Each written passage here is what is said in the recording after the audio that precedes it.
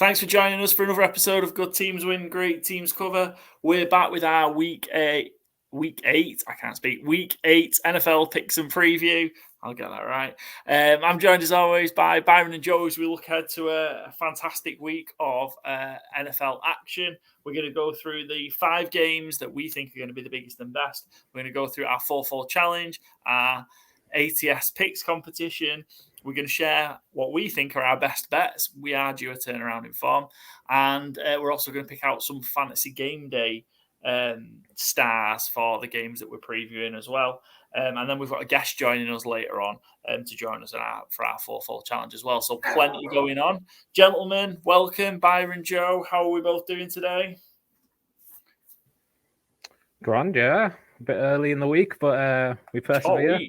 Look, sometimes you get a short week in the season, and this is for us because I'm going out Thursday night football. Yeah, this is our play Sunday, Thursday night football, short turnaround. Got to do it. Look, you just got to strap it up and play hurt. It's strapped up, don't worry. Absolutely, get it done. Really excited for this week. Should be a good one. Joe, how are we feeling going into week 8?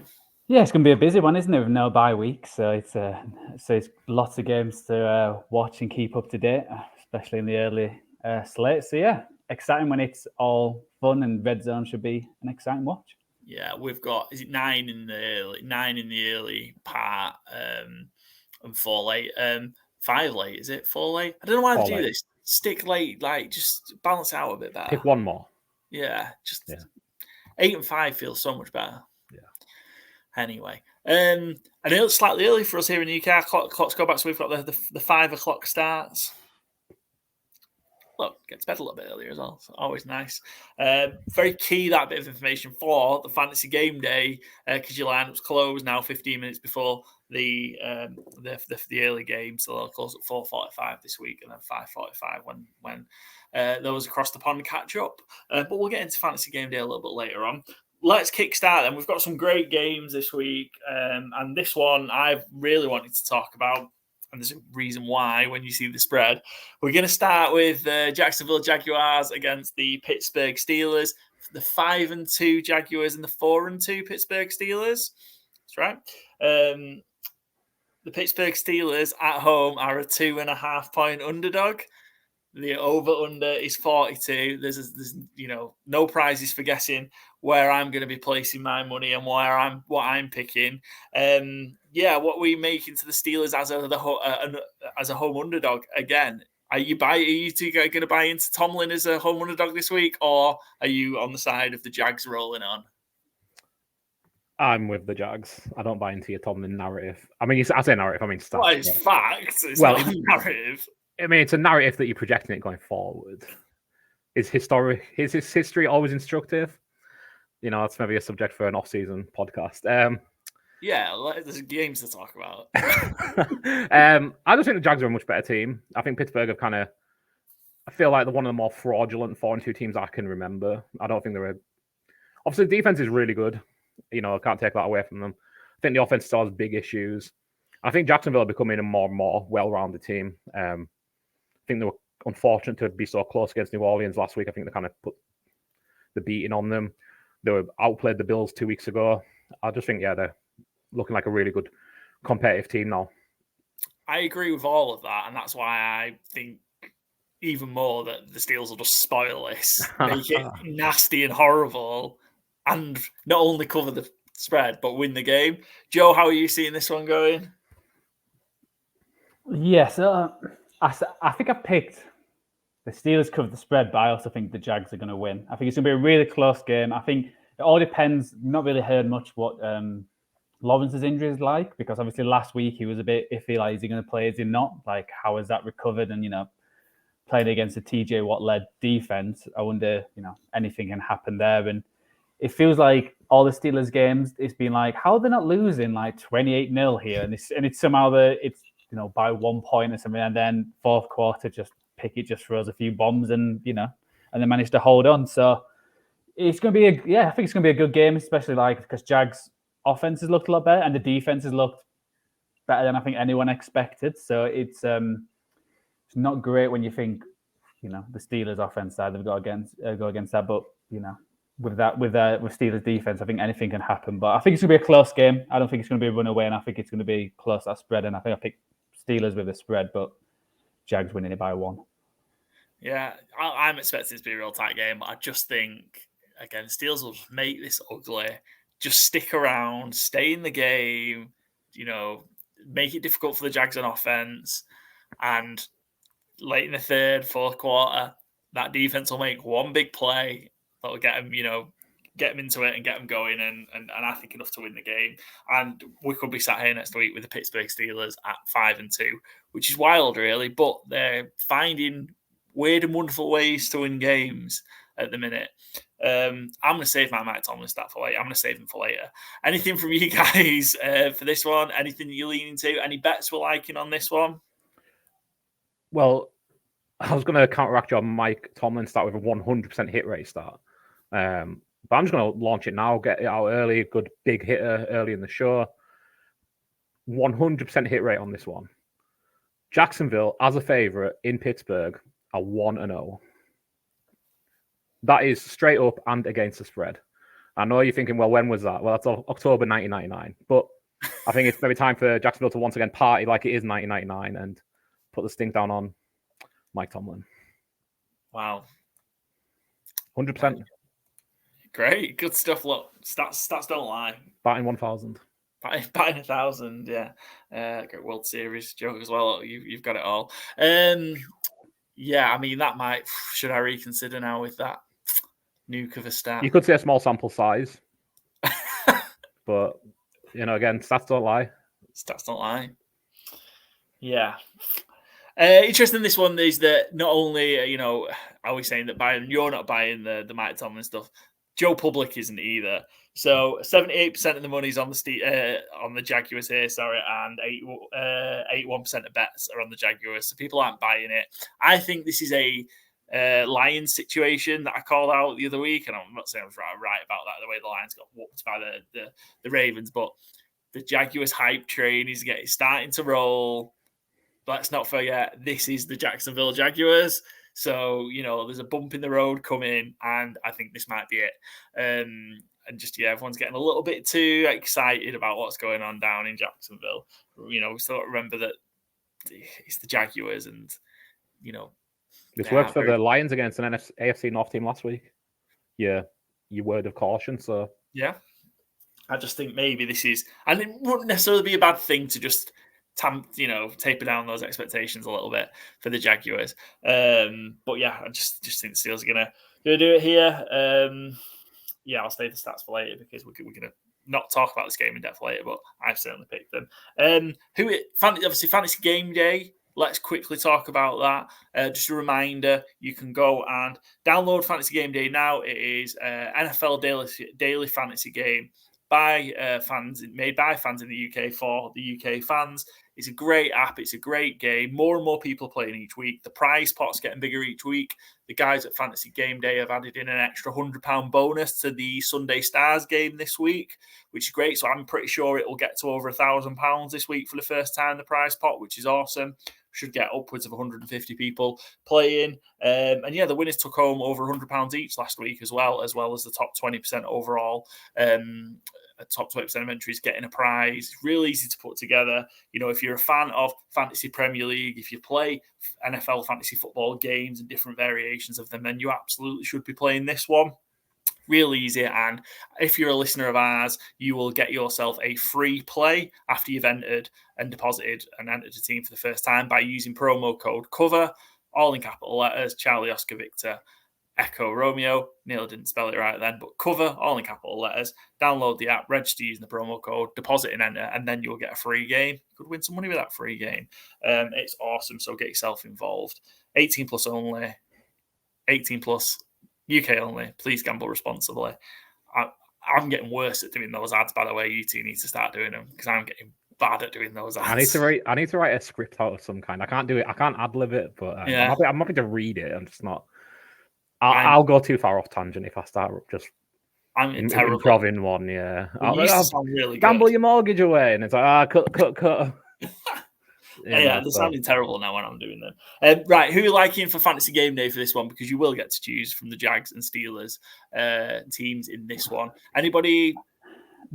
For me, not really, just because I think the two defenses are probably the strength of each team in a sense where I don't think there's going to be that many points scored. So I'm struggle to find, especially with how many games are on today on Sunday, there's a lot to choose from. So my point of view, I'll probably stay away from both teams. Maybe, Etienne could be a decent shout if you need a running back. But again, against that Steelers defense, I'm not sure there'll be many to choose from. Yeah, Etienne 6,100, but he does also have 3 games in a row with 2 touchdowns. So that's pretty enticing. Probably one I thought could be a good, maybe differential pick, if that's the right terminology.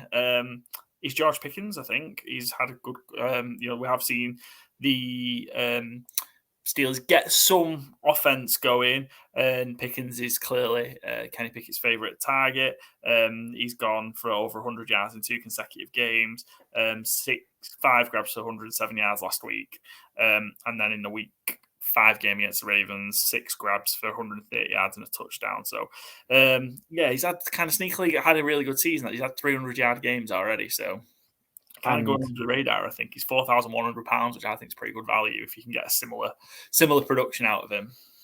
In their 7 games this season, the Jags have given up 7 wide receiver 2 or better performances, so top 24 wide receivers. So it seems like a good trend to maybe try and follow.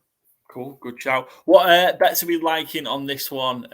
Jags Steelers. Obviously, the under's screaming out. I'm all over the Steelers plus 2.5. I think the way it's going, and this money, you might get 3.5 come Sunday on this. Yeah, I think my only bet would probably be the under. Again, I'm probably looking at touchdown scores close to the time, but I think the under is probably a good bet. I think the Steelers are 5-1 on the under this season, so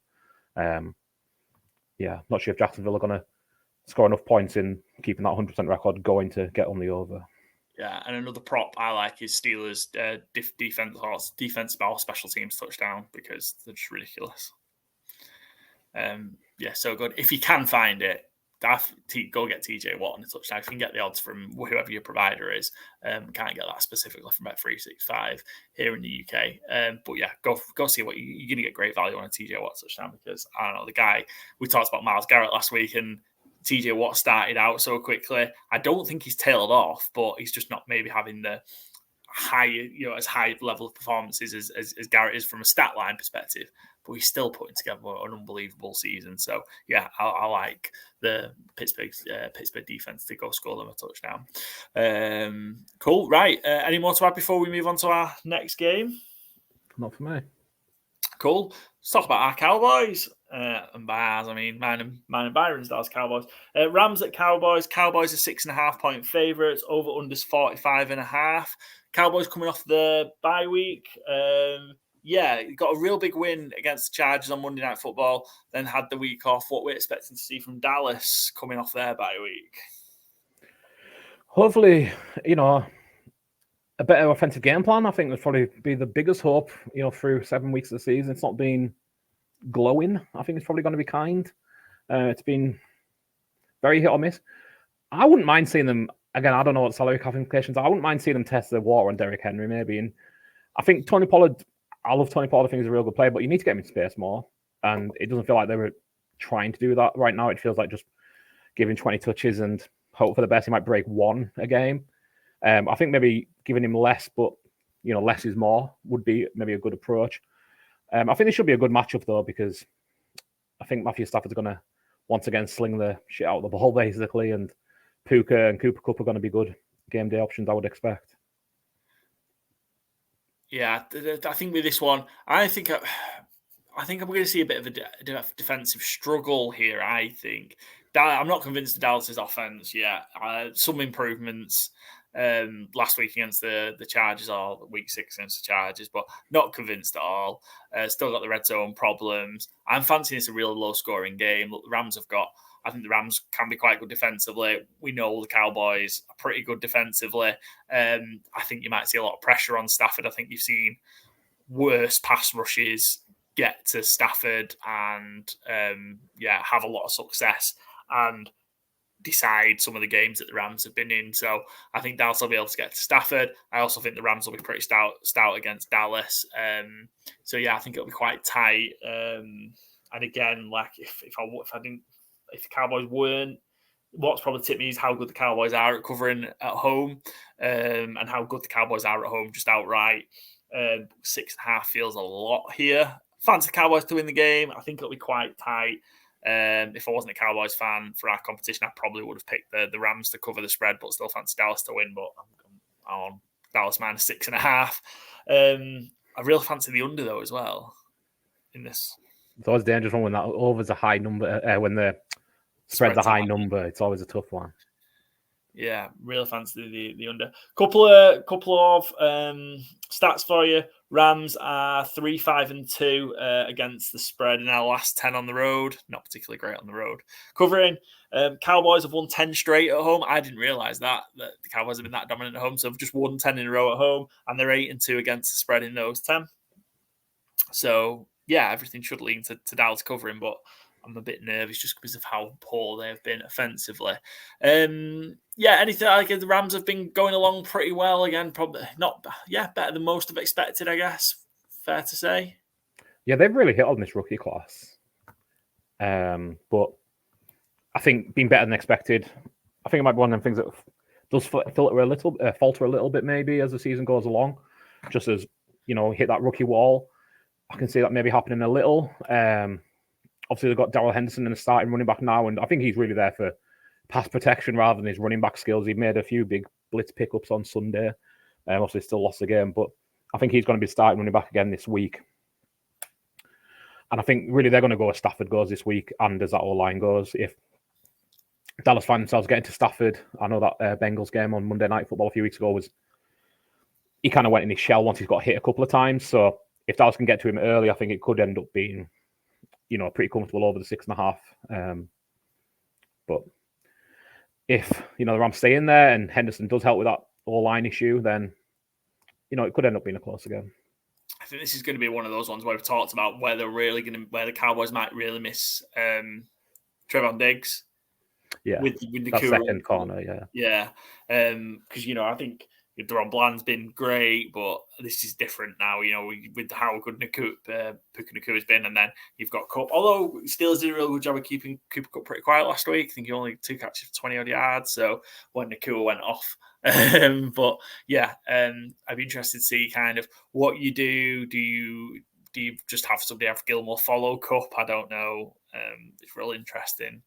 If I could shut down one, I'd try and shut down Cooper Kupp, I think. Yeah. Just because, the body of work is so much stronger. Yeah, it's just really interesting to see how Dallas approach it. I guess obviously the key is getting to Stafford, not giving him time. So yeah, real interesting one. And I'm interested to see the battle, the O-line, Cowboys O-line versus Rams D-line. I'd quite like to. Do you remember the old Sky Sports player cam they used to have for like Premier League football? Yeah. A while ago. I would love to just have a camera on Zach Martin versus Aaron Donald. Yeah. I would love to just watch that for 3 hours because that would be absolutely incredible. Yeah, best on best. Yeah, that would just be an absolutely incredible tussle to watch. I think going to be pretty key to deciding how this one goes. For touched on some Fantasy Game Day stuff, but yeah, who we shouting out for Fantasy Game Day for this one? Rams v Cowboys. I don't want to be that guy again, but this is another one I'm struggling to pick a real solid option. I'd probably go CD Lamb and pay up for it, I guess. But it does feel like it's going to lean more towards the under, and with so many good options this week, it's probably one that I would just stay away from, truthfully. Yeah, CD Lamb felt like in the Chargers game. See, I think it's a real good value, CD Lamb in Fantasy Game Day. It's £4,900. Yeah, I'm probably going to CD Lamb then. It's really, really good value in this one. Surprisingly, actually, I don't know if that's just Cowboys about the bye week and some other receivers have exploded, but he went for 107 receptions for 117 yards against the Chargers. It felt like they made a real conscious effort to get him the ball, and it paid off. He had a huge game. He'd been pretty quiet in the 3 before that. He had a big game against the Jets in week 2. But yeah, I think CP Lamb's real great value there. He might have just found his way into our Fantasy Game Day lineup, just hearing how cheap he is there. Just one little stat that kind of caught me off guard a little. In the Mike McCarthy era in Dallas, against NFC West teams at home, they are 1-3 and 1-3 against the spread, which I was kind of surprised by. Yeah, I was going to say that because obviously it feels like the Rams have slightly changed their approach to offense this year. When they played the 49ers, it felt like they were very similar match, tried to play a lot more physical because that was the issue with the Rams, especially against the 49ers. But I am curious if they try and take certain things what the 49ers did against the Cowboys. So I'm like, how much is it like Puka? Just because I feel like there's going to be a lot of like dink and dunks where it's a lot of yards after catch because that's where it feels like Cowboys can be got against teams who are set up that way. Yeah, Nakua's dropped off massively from where he was from a cost perspective. So Nakua's down at 4,300 in Fantasy Game Day. He was up at close to 6,000 last week. He's 4,300. Yeah, and he's had that monster game. Real surprising. Yeah, he had 12 targets, 8 receptions, 154 yards. Came off the back of his lowest output against the Cardinals the week before. But yeah, he's gone down loads. And I don't know if that's just because you've got the spread of players as well in Fantasy Game Day this week. There's more. I feel this is probably the biggest week in terms of options that you've had because of who we've got in the primetime games. There's only really the Bills and Chargers that are out that you normally pick players from, I guess. So yeah, I think it's just loaded as well, and I think that's had an impact on the pricing. Reach out to Gurmeet for that. Don't know what just happened to Joe there. He just like a little technical. Shocked by the Puka Nacua price, I think. He's running around the house. I mean, fair enough. I'm surprised as well. Yeah. So I mean, that's all 3 of the wide receivers we mentioned so far in the 4,000s, right? Yeah. Picking 4,100. I mean, great value to be had in Fantasy Game Day this week. Really interesting. It's going to make it real tough to get a lineup that I think every week it's going to be like, oh man, I want to jam these other 3 players in. You know, if I save some more money, can I just get an extra player in here? You know what you can do, Byron? You can end up to 5 lineups in Fantasy Game Day. Oh, that's a good idea. That there you go. Get an extra lineup in. 5 lineups in. So if you're not sure, get another lineup chucked in. Very good. Yeah, good stuff. Right, yo. Any bets for Cowboys? Welcome back, Joe. Cowboys Rams. No, again, I think I'd be leaning the under as a bet. Just again, I feel like it might be a bit of a slug out, and hopefully Dallas can edge it. Yeah, tough one because we're doing this on Wednesday, but there's no props up or anything like that. All I've got is play kicking points, and at the minute, I don't think the Rams have a kicker, do they? So yeah, robbed of a Brett Maher revenge game. I was looking forward to that. That's all I was going to talk about for the entire segment, but I had to dig something up annoyingly. You know, Godspeed, Brett Maher. I don't think we're going to see him in the NFL again, but my God, it was eventful while it lasted. Yeah, notorious, I think, or infamous rather than famous. Yeah, absolutely. And there's your kicker talk for the week. Until we get to the Niners, actually. Well, let's talk more about Jake Moody. All right, on to the Patriots. Patriots at Dolphins. Dolphins are 9.5-point favourites. Over-under is 47. Are we expecting to see the shellacking that everything tells us this might be here? I kind of think so. I think Miami off a loss is and Patriots off a win. I mean, maybe they've been celebrating all week. I know Bill Belichick used to say no days off, but I think that mentality is maybe gone now. It's just enjoy every win. Got to 300 and maybe got the champers out. I don't really believe that's what Bill Belichick did. I don't believe that's in his personality. He'll rest when he's dead, I believe. But no, I think Miami want to come out and put a big statement game here. My issue is maybe the Dolphins' line could be an issue because Connor Williams, I'm not sure if he's going to play the center. Isaiah Wynn obviously went out last week, the guard. Left tackle's out injured as always. So, and there was a bit of talk I didn't like from Tua today where he said, because Tyreek Hill missed practice and Tua's talking about how they might have to prepare to play without him. There's no kind of injury designation as of yet. He just missed practice. So again, that might come out later today or tomorrow or by Sunday, what's happening. But yeah, if there's no Tyreek Hill, that is it 9.5 spread?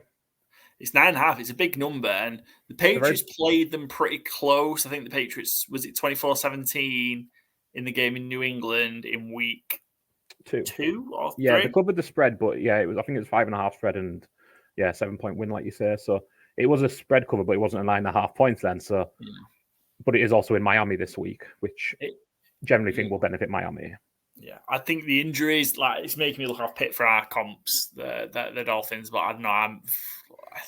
If it stays as high as that, with the injuries especially, yeah, big numbers. It's coming back. Flip flop Paul. Choosing both, so you cover at least one. I don't want to put my money on the Patriots, but it's a lot. I think because it's in Miami, I think that is a big thing. It feels like the Dolphins' two big losses to good teams have been away from home.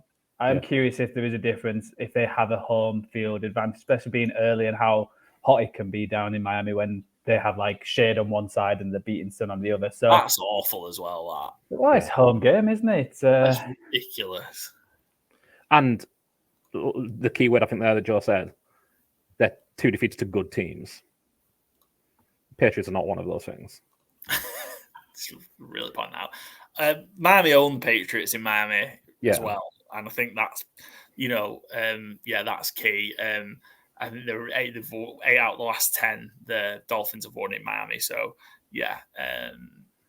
And I think with the O-line, I think Miami seems like one of them teams where, because the ball comes out so quickly, it's not as big of an effect as it could be. And I know the Patriots, they got JC Jackson, but it's not like it was a steal. And obviously last time they had Gonzalez, who I think's a lot better player. So that's true. Curious how they'll cover, especially if Hill's playing. I think it's going to be one of them where it's like, the Miami are back and they're now one of the favourites to win it. It's that kind of narrative feels like it's going through the year. Yeah, really. Yeah, probably a bounce back one for I think for Miami, and then they go to Germany to play the Chiefs. So probably want to get some momentum back in. I think that third test for them is going to be quite important. They've kind of failed twice. I think if they get blown out again, I know you didn't call it a blowout with the Eagles, but it's 2 scores. I think if they lose by 2 scores again to the Chiefs, it's like, the Emperor doesn't have any clothes, I guess, is kind of the expression of are the Dolphins just a flat track bully? Again, until they prove otherwise, maybe they are, but I think they're up against a team that can flat track bully this week. Yeah. And like you said, they're 8-2 against Patriots at home, last 10. When they've been favoured against Patriots by more than 9, they are 3-0 all time. So, again, another 100% hit rate there. When was the last time they were favoured by more than 9 against the Patriots? It's in the 9/11 era, so October 7, 2001. I don't think we can say 9/11 era. Well, I think that's how a lot of people think of history. Well, it was 9/11. 4 weeks after. I mean, it was very recent post 9/11, yes. The other 2 were, all 3 of these games were in October as well. But 92 and 90. Who can forget those matchups? Yeah. And covered the spread in the last 2 as well. So historical tells me, going to be going 4-0 in 9-point favorite games, Miami. Shout out to Odd Shark that Byron's using there. I'm not sure. Just digging through the database. Yeah, oddshark.com, NFL database. Great. Joe, what are you doing? Background's flipping. Cool. Right, let's move on. Fantasy Game. Do you load up with Dolphins in this one, or do you maybe a bit step back until? I suppose we need to find out what's happening from the injury perspective with Hill. But if Hill was injured, would you go anyone else? If Hill's injured, we're gonna have 18 $4,000 receivers, I think, or £4,000 receivers. But Jalen Waddle is probably a screaming value if Hill misses time.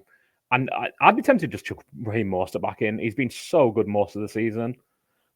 Last week, the game script did not support, and the Philadelphia defensive line doesn't support you having a good running game. But I don't think they're going to be 2 scores down at any point on Sunday. And I think they can probably run at will. So Mostert would probably be my pick. Waddle was 4,100. So 4,000 this week. Yeah, real good value.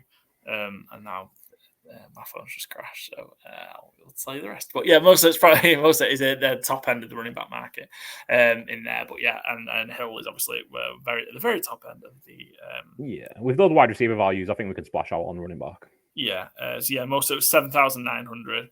Waddle 4,100. Any bets we're liking on Pat's Dolphins? I think I'll be taking like Miami halftime full time, which is still not going to be a great value, but I think it's just going to be a banker. I don't see New England keeping up with them.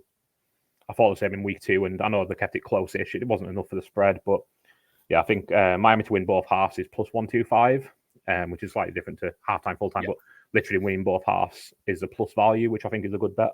Yeah, so the halftime, full-time is minus 150, so yeah, probably winning both halves is probably best bet to go. We get out eventually.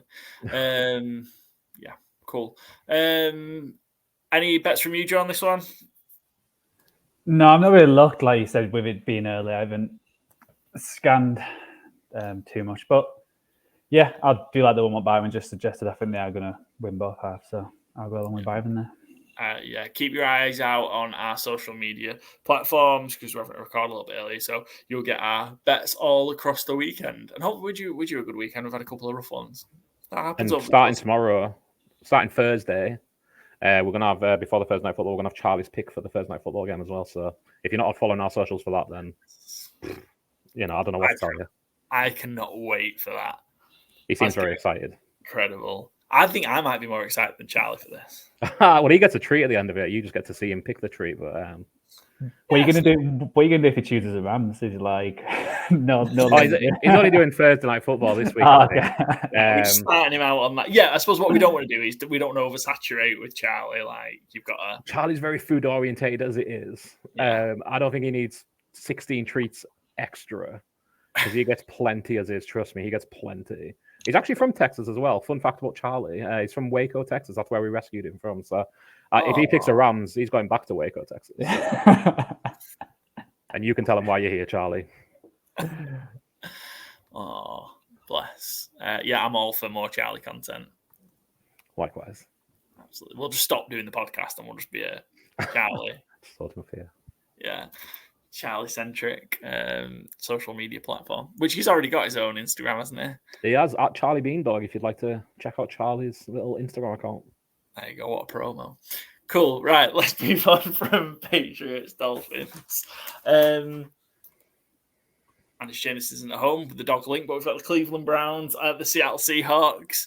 Seahawks are 3.5-point favourites, Byron. 3.5-point favourites, not underdogs. Ooh. And the over-under's 39. In Brown Seahawks. Yeah, we saw the Browns against the Colts last week not have that.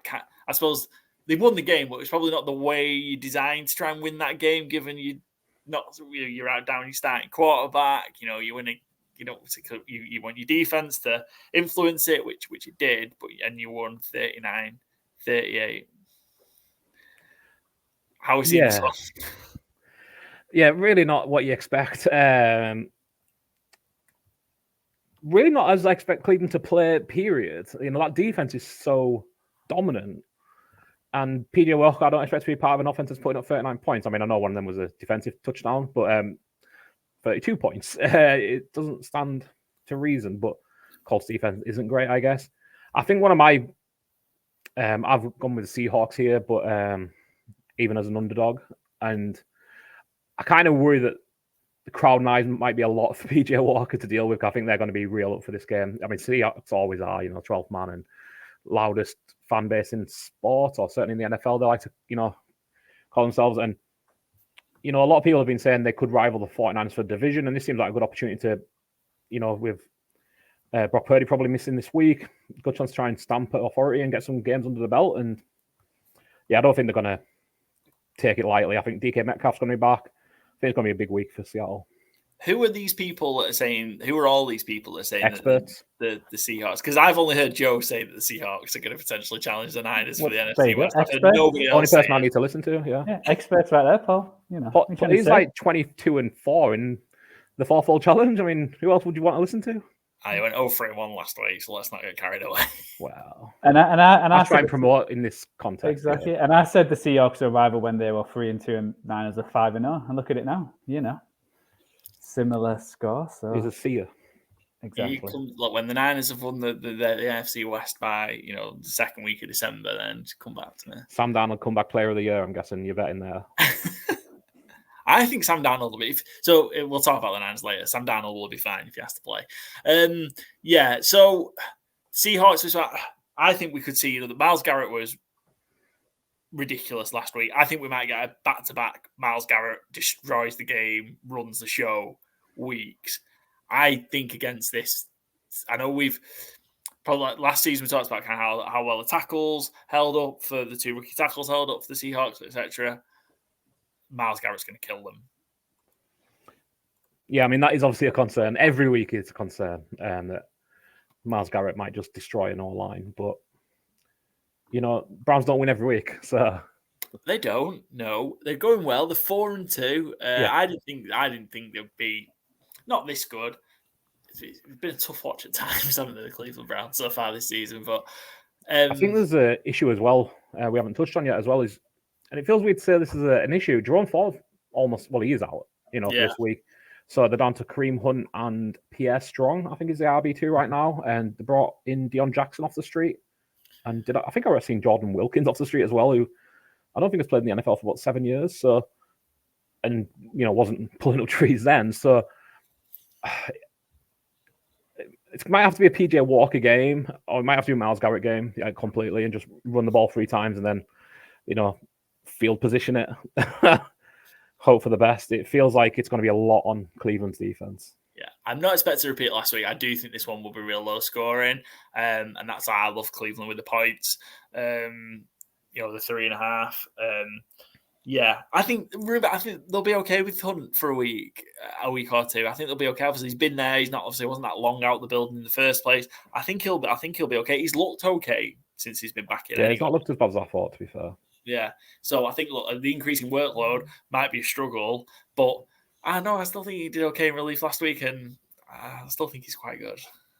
I think with this, with the Browns, how they're playing, it feels like during the year, it balances out, and it feels like they've won 2 or 3 where it's like, they could have lost them. So again, it's one of them, no stats or but feeling is I think they could lose. They might, cover the spread with it being 3.5 points, but I still think the Seahawks are gonna eke this one out. I think. Yeah, PJ Walker's played well, but there's usually, when a backup comes in, it's all to play well a couple of games, and then there's games that's like, okay, that's why it's a backup. That's why I wasn't. Yeah, that's why I was in CFL for a while. There is a reason why these players are not starting. So I think that could be this week, especially like Byron said, playing in Seattle. It's a lot different to playing in Cleveland or even the Colts. Yeah, kind of Seattle tortured the Panthers and Bryce Young with all those kind of false start penalties earlier on in the season, and yeah, like so, could they take advantage of the Niners losing 2, and all of a sudden they've got 5 wins. I don't know. So Pete Carroll coach of the year might be a bet as well if they take that division.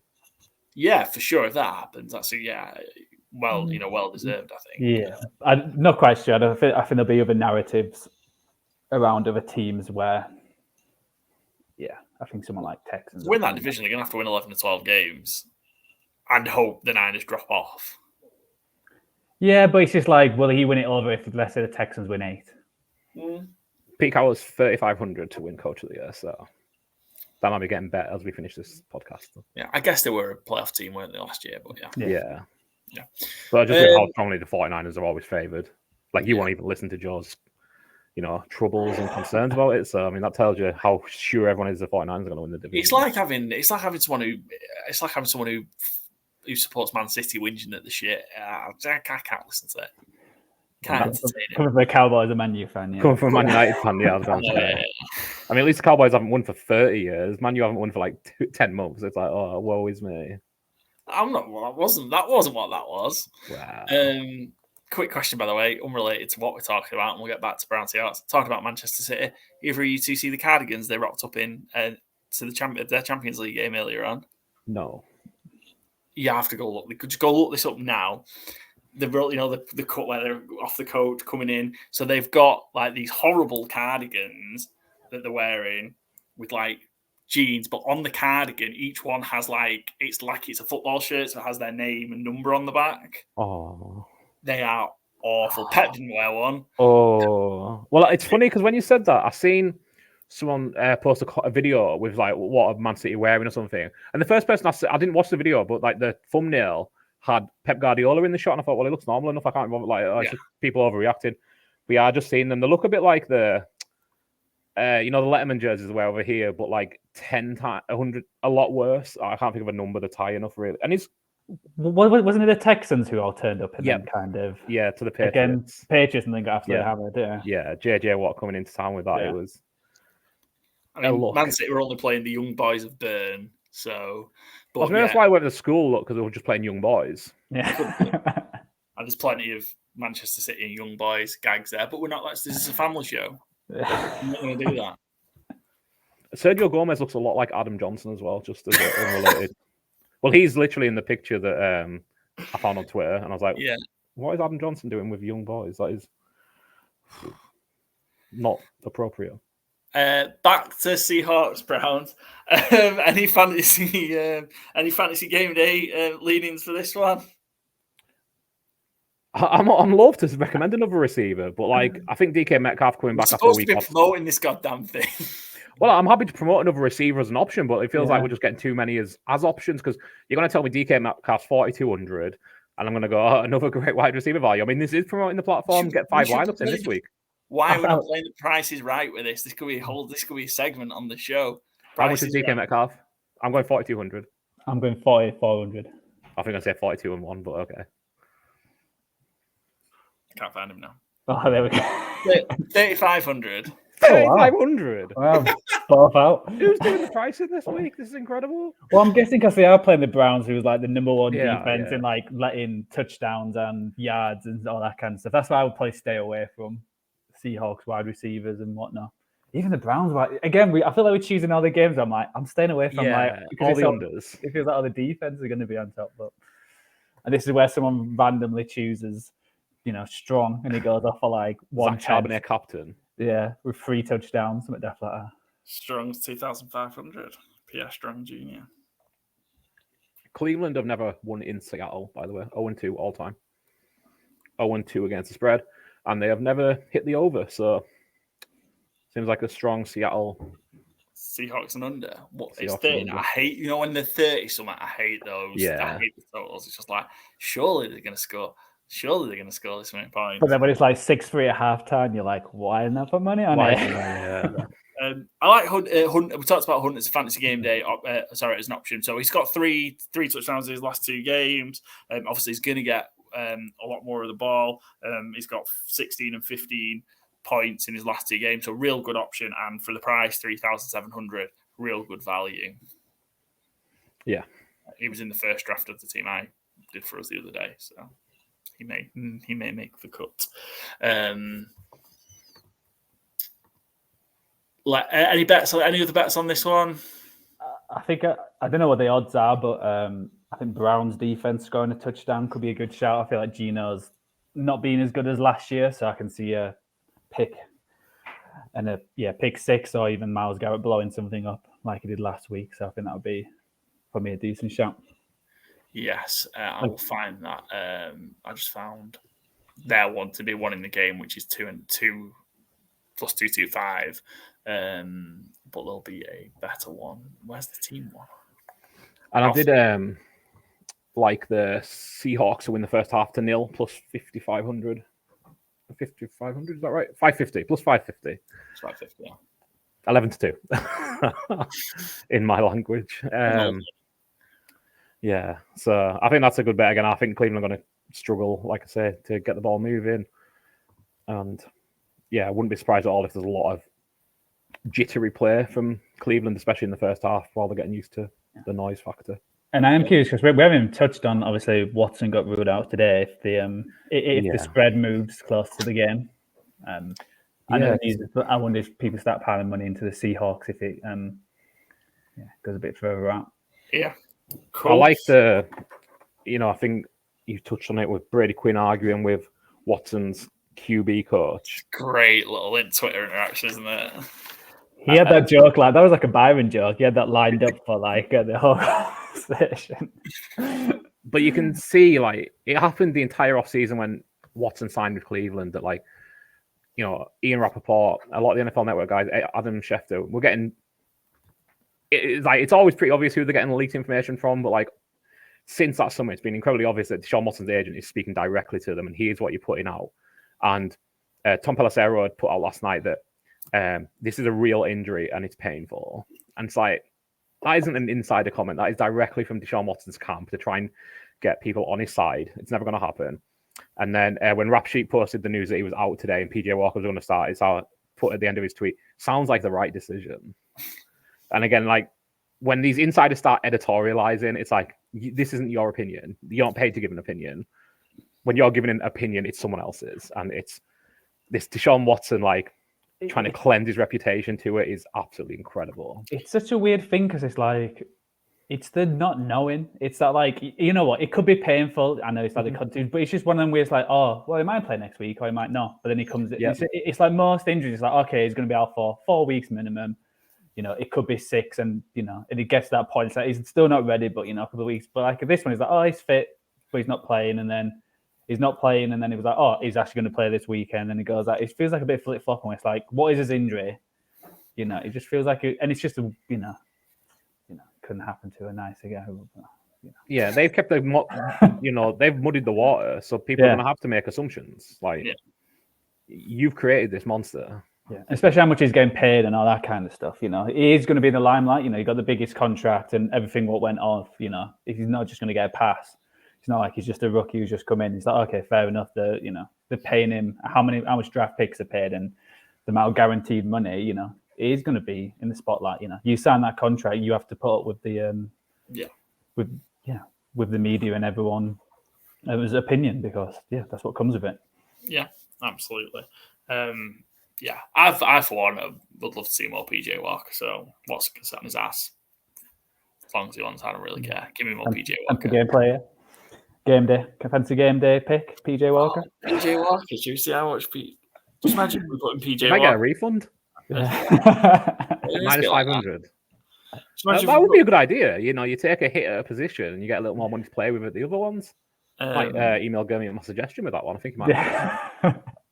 4,100. Okay. He's not scored more than 5.5 fantasy points. Maybe not. He'll ball out 1 week.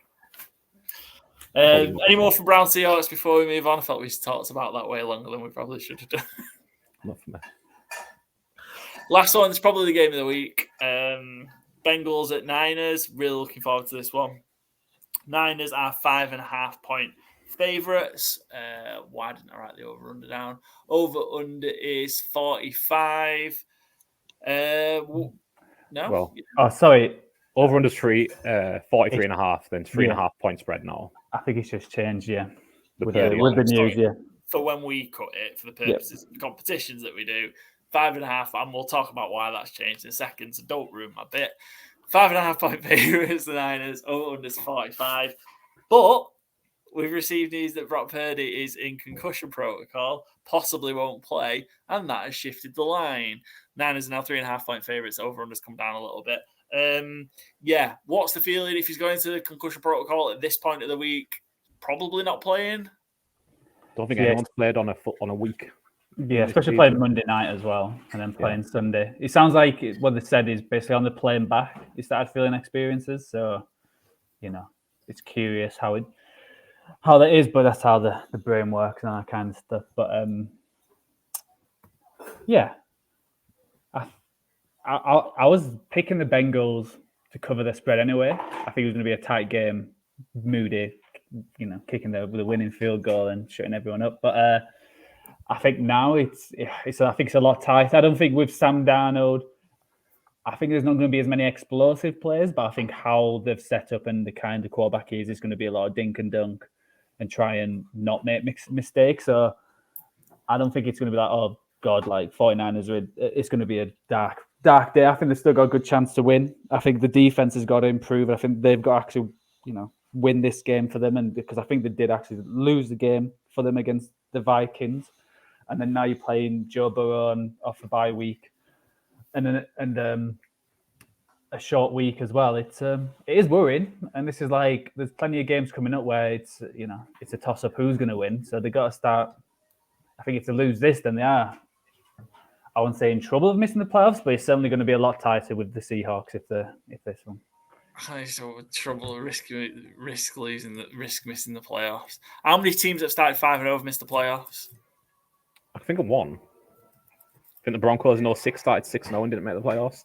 I don't have another one to mind. Yeah, that'll be it. Like, Joe, it's not. That's it. Okay. Don't worry about that. I think they'll be fine. I think I really like Brock Purdy, and I'm not. This isn't a dig at him. I think just the system. Darnold will be fine. Darnold will be okay. It won't be as good as what Purdy's been, but it'll be fine. I don't think it'll be that big of a drop off. Is the point? Look, I've made this statement many times before. Any quarterback not named Carson Wentz will be fine in that offense. Yeah, I don't think it's too big of a drop. Is Debo back? Is Debo back? When he got injured, they said he was going to be out for at least 2 weeks. So I don't think he's going to play this game. And there's been 2 teams in the last decade who's gone 5-0 and missed the playoffs, Paul. So, Is one of them the last decade? So yeah, not so the Broncos 06. The Vikings 2016 and then the Falcons. It didn't say what year, but just trust us. Yeah, they both went 8-8. I think, in fact, just why I remember the Vikings, I think, I believe a lot of people listen to the Around the NFL podcast. That's when they picked the Vikings as a team around the NFL when they went 4-0, and then they went 6-0 and then missed the playoffs completely. And it was like the worst year of team around the NFL for anyone who listens to the Around the NFL podcast. It was 2015 when the Falcons didn't make it. So, 2 in the last 8 years went 5-0 to start with and missed the playoffs. So, but how many teams have gone 5-0 though? That's the loads. At least 2. Yeah. So. Yeah, at least. Ridiculous going for we might not win the division, so we're not going to get in the playoffs. This guy. I didn't say they weren't going to miss the playoffs. I'm saying if they lose this, I was saying it's not like there's the worry about missed playoffs, but there's a worry that they're not going to get the NFC West or even like a high seed where they're going to get the 3rd or 4th one. Just how good the Eagles have been playing. Wish I'd have seen the Purdy stuff before I selected the Niners to cover 5.5. I do think they'll win the game, but 5.5's a lot with this for our picks. 3.5, I don't know. Still maybe lean to the Bengals with the news, but still like the Niners to win the game. Niners are an absolute beast at home, and I guess this does change stuff, but Niners are ridiculous at home. Won 15 of the last 16 straight up at home, the Niners. 14-2 against the spread in those 16 games as well. And they've won 14 in a row as a favourite at home, straight up. So they've won those 14 games outright, and they're 13-1 against the spread in those 14 as a favourite at home. So, yeah. Does this change that much? I'm not sure, but they're just ridiculous as a favourite at home. I think one thing I worry about is the Bengals defense. They can be hot and cold, but it feels like they can confuse QBs, especially with their system. So that's why, if it was Brock Purdy, I'd be a bit more confident. But are they going to just, scramble Darnold's head and start seeing ghosts and that kind of thing? And with how the defense played, especially the defensive backs, if they can't get to Burrows, then it could be a field day for Chase and everyone else just bombing it down the field. So that's what I worry about, because I feel like the Bengals can score quickly, but the 49ers, I think it was explosive in a sense where they were going 10 to 20 yards, but they weren't going bombs downfield, touchdown within, it feels like they're going to be a lot of dink and dunking. So that's more worry about if they get behind again and then you're relying on Darnold to come back. Yeah, it still should be a great game. I think both you two lean to the Bengals to cover, haven't you? And I'm on the Niners. It's probably a better sign for us, because I've been terrible. Although we were all terrible last week, weren't we? So to be fair. And I found interesting looking at the history, again, shout out Oddshark. The Bengals have only won once in San Francisco ever. So they're 1-4, but they are 4-1 against the spread. So, could be a good shot for covering the spread, but still a Niners win. Cool. Anything, again, Fantasy Game Day shouts for this one? I think you go McCaffrey again, just because it's, and I'm just so the Bengals are giving up 142 yards on average a game. And I feel like they're going to be putting in McCaffrey's hands quite a lot with Darnold, off at least throwing short and, doing a lot of screens and things like that. So I think they're going to rely heavily. And I don't think it's going to be a blowout game where they'll take McCaffrey out with his injury and put Mitchell in. I think they're going to keep him in like they did against the Vikings, because I think he played more or less every single snap, it felt like. So I think it's going to be very similar again. Just 17 straight. McCaffrey, 8,100 in Fantasy Game Day. Yeah. From the Bengals side of things, possibly Chase, 6,700. Some good value there. And if the Niners don't get any pressure on Joe Burrow, Burrow's a steal at 5,700. Yeah. Real good value. Who's, let's please say Joe Burrow's been a fantasy football disappointment so far this year, so he's going to get on a roll eventually. Could it be this week? And yeah, just to reiterate, CMC played 100% of the snaps on Monday, which, considering he was questionable with no oblique injury, is insane. He is ridiculous. Yeah. Cool. Any bets we're liking in this one? Not just now, with that news coming so soon before we recorded, it's kind of been a bit of a... I like the Bengals plus 5.5 when it was Purdy, to be honest. So now the spread's come down, I think I still like the Bengals plus. I'll be tempted with the money line, depending on what the price is, though, as we get to game day. Interesting. Bengals money line is plus 155. Yeah, not great. Not bad, but not great. Especially with the team that's just been so good at home. Yeah, tough. I just think the Niners will be okay. I mean, in the nicest possible way, Joe. Hopefully not. But Have we news on aiming this at Joe, really? Trent Williams as well, because like Debo's out. Obviously, Purdy's going to be out. It was weird because there wasn't even much even last week. It was a bit day to day if he was going to play last week. I was kind of surprised when he didn't play, to be honest, because like I thought there would have been more panic in the build-up. Yeah, but I don't think the offensive line played that bad. If like Jalen Moore, who covered him, didn't play that bad. It felt like it was the internal offensive line which let him down a bit too much. And obviously the Vikings were a very blitz team, but I still think that did well. So I'm not quite sure.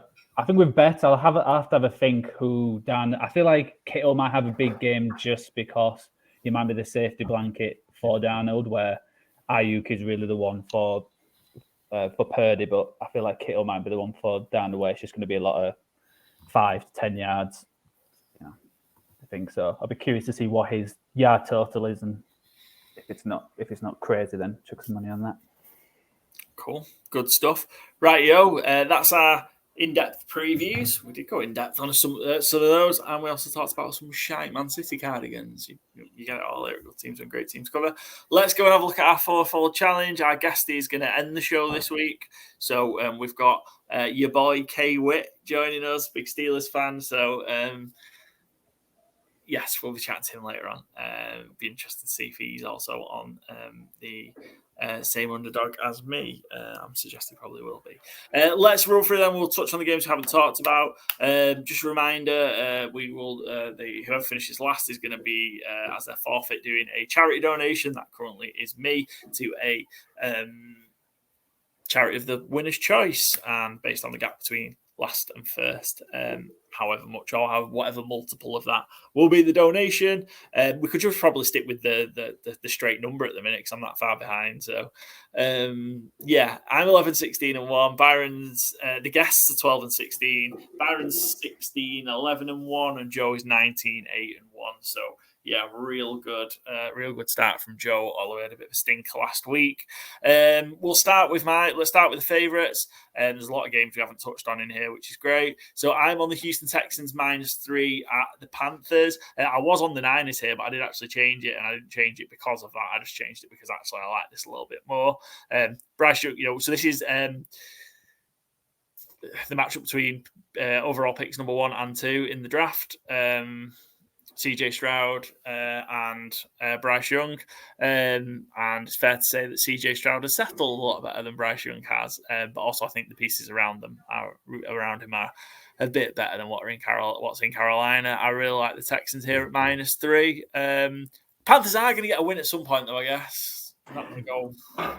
That was my reasoning for not choosing them as favourite, because I feel like I don't think Panthers are going to go 0-17, and it feels like I feel like they're going to at least get 2 or 3 wins, and it's just like, could I see him being the Texans? Yes.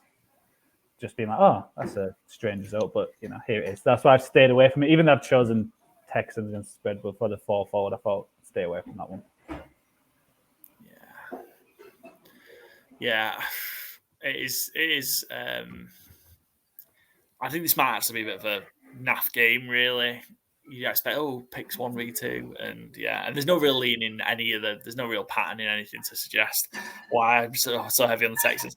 Texans are better than the Panthers, and the Texans, obviously, coming off the bye week, are gonna win the game and win it by more than a field goal. It's just the theory there. Byron, not on the Chicago Bears. Bears, you're on Chargers -8.5. Chargers are at home to the Chicago Bears. Yeah, I think this is must-win territory for LA, really. And as much as I love the Tyson Bagent, am I still getting it wrong? Tyler Bagent, whatever is it, Mr. Bagent, quarterback. No, that's the arm wrestling dad, Mr. Bagent. Travis Bagent's a dad, Tyson Bagent's a son. Yes, Tyson. As much as I love the story, like, he didn't really play too well on Sunday. Like, he done enough. Like, I'm certainly not criticizing. Like, it was a great story. Incredibly pleased for him, but I think against most NFL teams, that isn't enough to win a game. Like, he's just lucky he played the Raiders, and great, I love it. But Sunday Night Football, full week to prepare for him. If the Chargers can't get it done here and even cover the spread, I think, why wait till January? Just fire Brandon Staley. Herbert needs a get-right game. Kellen Moore, I think, needs a statement game. I think Chargers have to come out big firing here. I don't see how Chicago will keep up, really, as long as the Chargers don't charge right away. There is obviously a huge risk of that because it's the Chargers, but I think I'm not going to tip him as a touchdown scorer just yet this early in the week. Quentin Johnson was getting a little open against Kansas City. He wasn't getting many targets, but he had one nice catch, and I think he might be featured more. Josh Palmer and Gerald Everett were, I think they both missed practice, or they both were injured in practice today. Not speculated to be missing the week, but great time to get Quentin Johnson more involved. And Austin Eckler isn't eligible for Fantasy Game Day, but I think he might have a big week. Yeah. I think if they don't win this game, if they don't win this game, fire him. Yeah. So him being anybody. It's a ranted Sunday night game, though, isn't it? Awful. With all no teams on bye. What the thought process was in picking this game anyway? Picking this game for Sunday Night Football ever, you mean?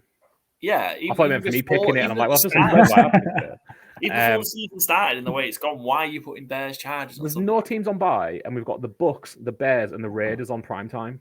Yeah. Make sense of it? I cannot. Yeah. Not cool. Speaking of the Raiders, Joe, you're on the Detroit Lions -8 at home to the Las Vegas Raiders. Yeah, I just think with the Lions losing last week, I think they've got a point to prove again, playing at home against the Raiders who, couldn't cover the spread against the Bears. So, I don't think Garoppolo's playing again this weekend. I've not seen anything specific like that. So I don't know if it's going to be Hoyer or O'Connell, but I think either way they go, I think the Lions are going to make wrong what they did last week. So, yeah, I think 8 points. I think they're going to win by 14 or 20, and it's going to be not looking good for the Raiders. Cool. Let's stick with you, Joe. Your underdog is the New Orleans Saints. I was tempted by this one any other week where the Pittsburgh Steelers went an underdog. I'd have picked them, but the New Orleans Saints +1 at the Indianapolis Colts. I like this one. I think the Saints should. I think the Saints are just due a win as well. I think.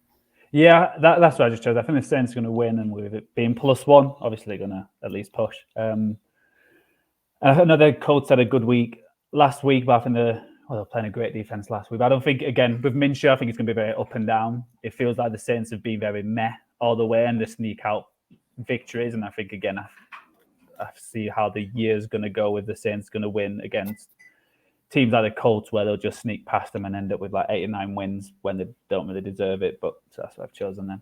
I think Derek Carr v. Gardner Minshew could be a really fun game.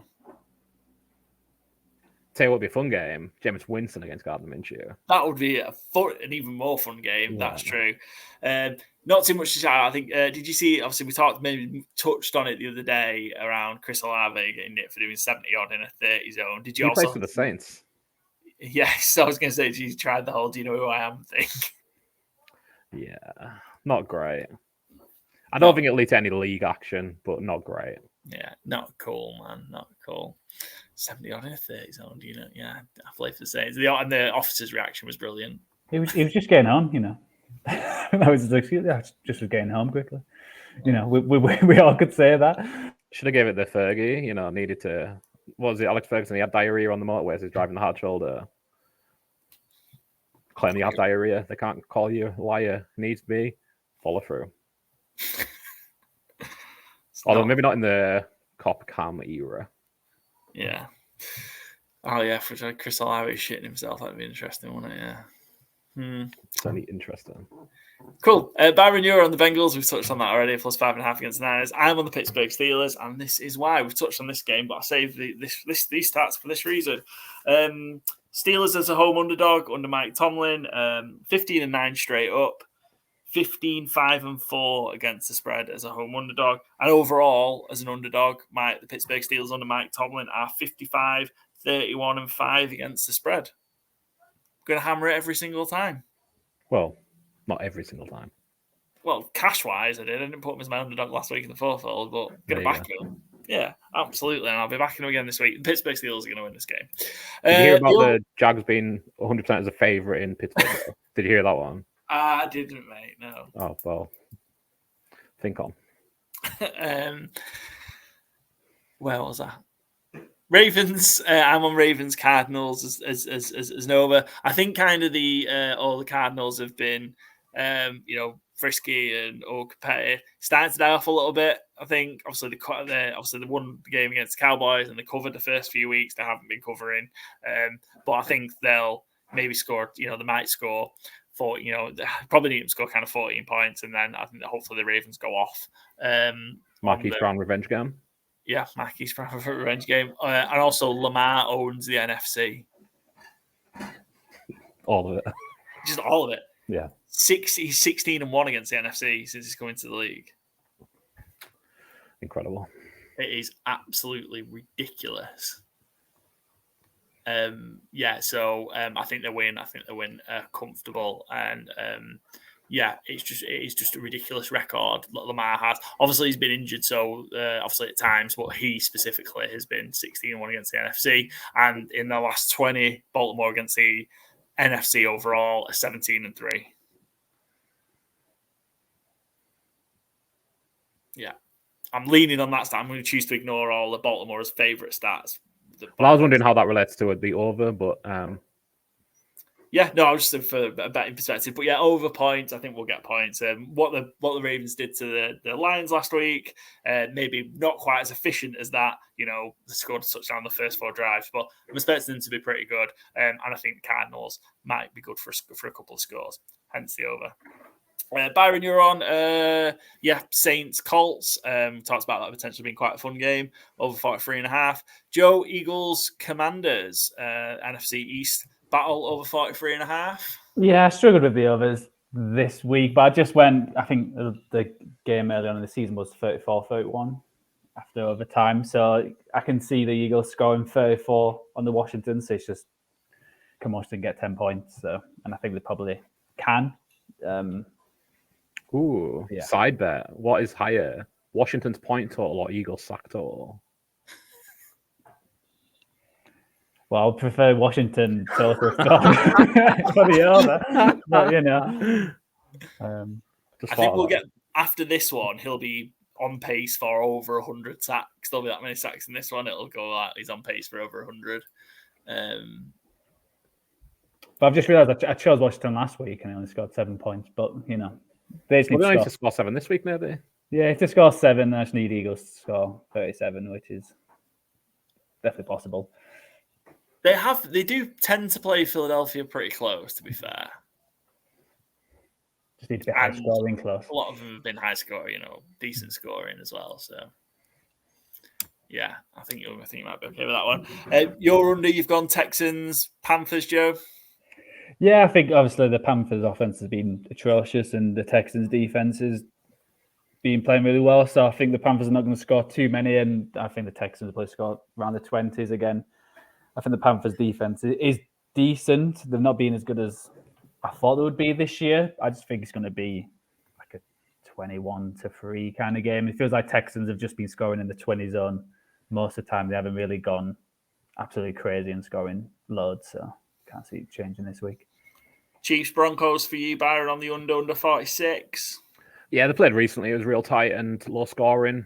I don't think it's going to be big scoring game this week either. It's kind of just my entire process. I think Broncos will want to keep it tight, and I think the Chiefs will kind of be happy to win by a touchdown and, maybe a 2014 game, that kind of thing. I wouldn't be surprised by. Mims over 0.5 receiving yards, Byron. Well, it's tough. That might be a Charlie pick for the week, that one. Yeah. Blame Charlie. Don't saddle Charlie with the Marvin Mims. He loves him, yeah. Oh. I've never heard of the guy. Don't even have him on my fantasy team all season. Joe, I think you've been nice and given me an extra 1.5 there. It's I'm on Rams Cowboys under 45.5. I will take 47, but it's under 45.5. Got to be honest. Yeah, I think I mentioned before it's 2. I think it's be a bit of a defensive battle. Cowboys have still got the struggles on offense. I think Cowboys defense will show up as well, so maybe limit the Rams as well. So sure, I'm expecting this one to be a low scoring game. And we'll see where we get on. See how we get on this week. Stick around for the end of the show because we'll have our guest picker joining us and here and there for guest picks as well. And we have some music this week, Tyler. We've not had too much music. We've got stick around as well at the end of the show. We've got another new Ringo and the Wolf track, so from Danny, friend of the show. And they're also playing live this week. You'll hear all about that at the end of the show. Great record as well. I did have a couple of stats that I was going to throw in, but I missed it when we're talking Joe's over. No team has allowed more QB1 games than Washington this year. They've allowed 6 in their 7 games. And in their 7 games, the Eagles have given up 9 wide receiver 1 or 2 performances, so top 24 wide receiver performances. So both things that lend themselves to the over, I would expect. Nice. Such a big Terry McLaurin game, essentially. Yeah, not expecting much from Jahan Dodson, but yeah, Terry McLaurin maybe. Yeah. There's also that it says that as you expect, but how good McLaurin is in the division games. Yeah. He says he's got something like 1,900 yards, and it's like, well, yeah, you'd expect him to have a load of yards because they play 6 games. But the next one, CD Lamb, and he's I think 700 yards less in the time frame since Terry McLaurin's been in the league, which is just wild, really. Cool. Let's have a look on the ATS picks, for this competition. This one a little bit tighter. Thursday night football. Even though I said the other day, I think the Bills. I didn't really want to take the Bills. There's some potential. Baker might not be playing. So, yeah. Didn't know that one. Yeah, I heard that. It's injury designation, so it might be nothing, but I don't know. I heard there's potentially a start, which so that would mean we'd see Kyle Trask. Yeah, that might shift my decision, and also I'm very sure shift the line. Yeah, but yeah, I don't know. We'll see. It's just what I saw. Yeah, it's gone to 9 already, actually. So, what the drop from Baker to Trask is half a point. Well, I think maybe just the Baker uncertainty is half a point. I would say it's still 8.5 on Bet365. So, but yeah, I don't know. I think if that's definitely the case, then I'm a lot more comfortable with the Bills. And I think also Vita Vea was I think questionable as well, and he's huge for the book. So yeah, literally. I think the Bills have to show up. They don't obviously they have to win the game. They should be winning. I think they need a performance. They need to stomp somebody into the ground. Thursday nights is as good a time as any to do that. There's so many ones I'm different against you guys this week. I could be left in the dust here.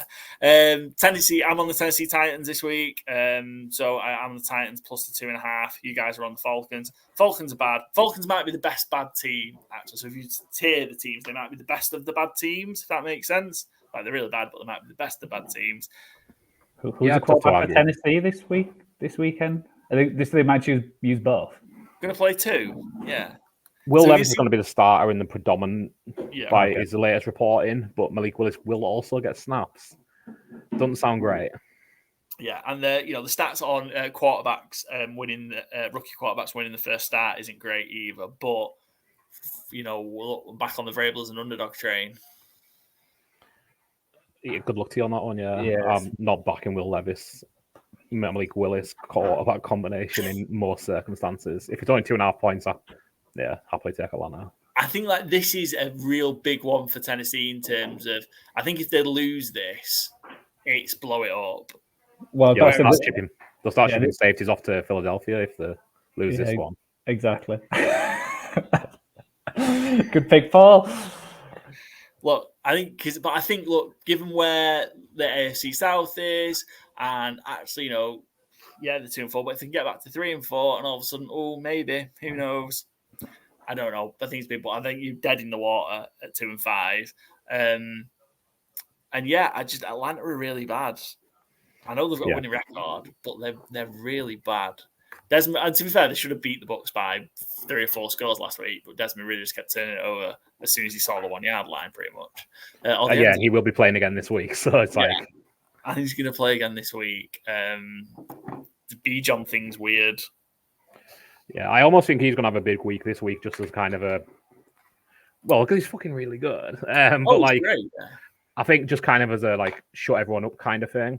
Not sure how much it's going to shut anyone up because it's more the protocols that weren't followed that was the issue. A player misses a game through injury or illness. It happens, but just have some transparency about it. Yeah. And this isn't one that I'd, stone cold. Like if Derrick Henry goes off for 180 yards and, Tajee Spears gets involved as well and they just ground and pound all game, I wouldn't call it the biggest shock in NFL history if the Titans won.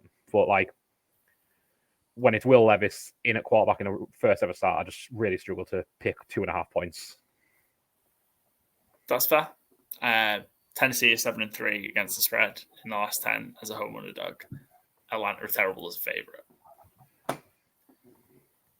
Didn't need to add as a favorite, but yeah. Right, we're all on the Texans. Joe, you've joined me on the Steelers plus 2.5 at home to Jacksonville. We're all on the Cowboys minus 6.5. That's slightly worrying for me. Yeah. We're all on the Cowboys. I take it, the Vikings, even though I like what the Vikings did Monday, I'm going to take the Green Bay as a Green Bay plus the plus 1 point. I think this is going to be real close, tight, low scoring game. I think for me, I just think the Vikings are going to win. So with it being minus, I think if it was minus 3 or 4, I probably would have gone Green Bay. But I just think with it just being -1, it's basically who do you think is going to win? And I think it's a real big game for Green Bay as well. And I'm not sure they're going to come through. They're such a young offense that I'm not sure how well they're going to cope with that pressure of a must-win game in Lambeau. I think it might get them a little bit. They don't seem like a mentally tough team right now. And I'm not saying I expect the Vikings to be a mentally tough team necessarily, but I don't think they really need to be. They just need to go and play their football. And, Jordan Addison is playing as well as any receiver pretty much in football right now. So I think it's a very Vikings thing to do, to have that win on Monday against the 49ers and then just go and just get turned over. For sure. At Packers. We're all on Miami. Me and Joe are on the Saints. Byron, you're on the Colts. This game's going to be so bad, isn't it? Jets, Giants. Battle for jet life. Yeah. I think this is going to be a horrible game. 36.5 points is the over. And I still couldn't take the over. I was looking this is me. Oh, I don't know. Do you know Robert Saleh's never won a game coming off the bye? Has he now? That's interesting. That was 1-9. That was my other stat about Tennessee. Tennessee have won 8 straight off a bye as well. Okay. That's a good one, though. Yeah, I did have another bye stat on a game we kind of glossed over. Do you know when the Texans were last at home after a bye? I don't. 2013? Okay. No, post 9/11. Very much post 9/11. But yeah, Trent Richardson was making his 6th start for the Colts. And DeAndre Hopkins had, in the week previous, caught his 2nd touchdown in the NFL. That was last time they were at home after a bye. What is that, NFL? Yeah. Give Houston a bye week and a home game? Work of the scheduling. Right, yeah. Did you see what we did there to avoid talking about Jets Giants? I just went to the Jets on this. I don't know. The Giants are really bad. I know they won last week, but Giants are bad. I think the Jets are a little bit better than bad.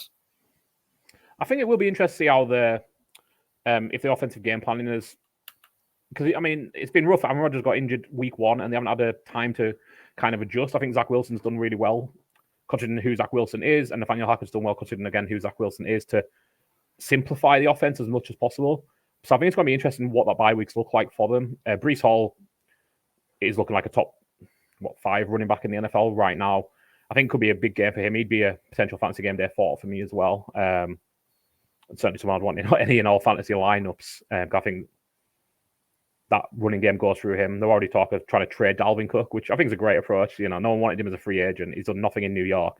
Can we trade him? Probably not. Yeah, it's going to be just an awful game, that one. I think Tyrod Taylor's going to still be playing, right? Hopefully not for my Jets pick, because he's better than Danny Dimes. Yeah, absolutely. Sorry, I was going to say I did struggle with this one. I saw you two pick the Jets, and I was like, can I really go all Jets at -3 against? And I just feel like it feels like what you said before. The Vikings feels very Jetsy to beat the Eagles and then come out of a bye to lose to the Giants. But they also could win and just win it by 1 or 2 points as well. I can see that happening and still not covering the spread. So that's why I went the Giants. I think it's going to be a low scoring, 13-12, the first ever game. Scorigami. Yeah. Scorigami, 13-12.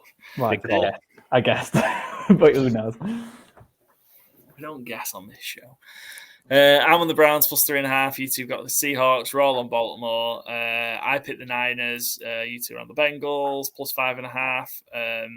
Chiefs -7. We're all on. I'm on the Bears +8.5. I think they're going to cover against the Chargers. We're flipped. We're on the Bears this week, and Byron's not. Yeah, picking my favorite of the week, and I'm the only person picking it. It's not sure if that feels better or worse than I. Probably better. Yeah, the Bears. I know. I just think that it'll be. I think that's more why I've picked the Bears is more of an indictment on the Chargers than it is actually confidence in the Bears. So, yeah, and you might get another game out of Bagent. But I still can't say it. Bagent. Like secret agent, but with a don't B. send his dad around to arm wrestle me to death. Yeah, secret agent. And then we're all on the Detroit Lions. So going into this week, I'm dead last, 51-4. Some nice symmetry about that, though. Byron's 55-47-4, and Joe's leading the way, 57-45-4. So a 2-game lead on Byron at the minute. Yeah, that's it from us, gents. I think there's nothing else for us to add. No, I think that's all. That is all. So I'm going to hand over to me and our guest, your boy K-Whit. I was just looking up if 13-12 was a Scorigami. Sorry, that's why I was a little distracted there. There's been 21 in NFL history. Okay, cool. 21 Scorigami. Anyway, we're going to hand over to the special guest picker, your boy K-Whit, and we'll finish off the show there. Stick around for the music at the end if you are listening on Spotify. Sadly, you won't get it on the YouTube. New Ringo and the Wolf Trap. But yeah, over to me and your boy K-Whit for special guest FourFold challenge picker. Cheers. So thanks to Joe and Byron just there for joining me for the first part of our show. We move into our final part of the show this week here on Good Teams Win, Great Teams Cover, our special guest picker segment. And we've got a great guest this week. I'm joined by K-Whit from Rec Room Sports Podcast.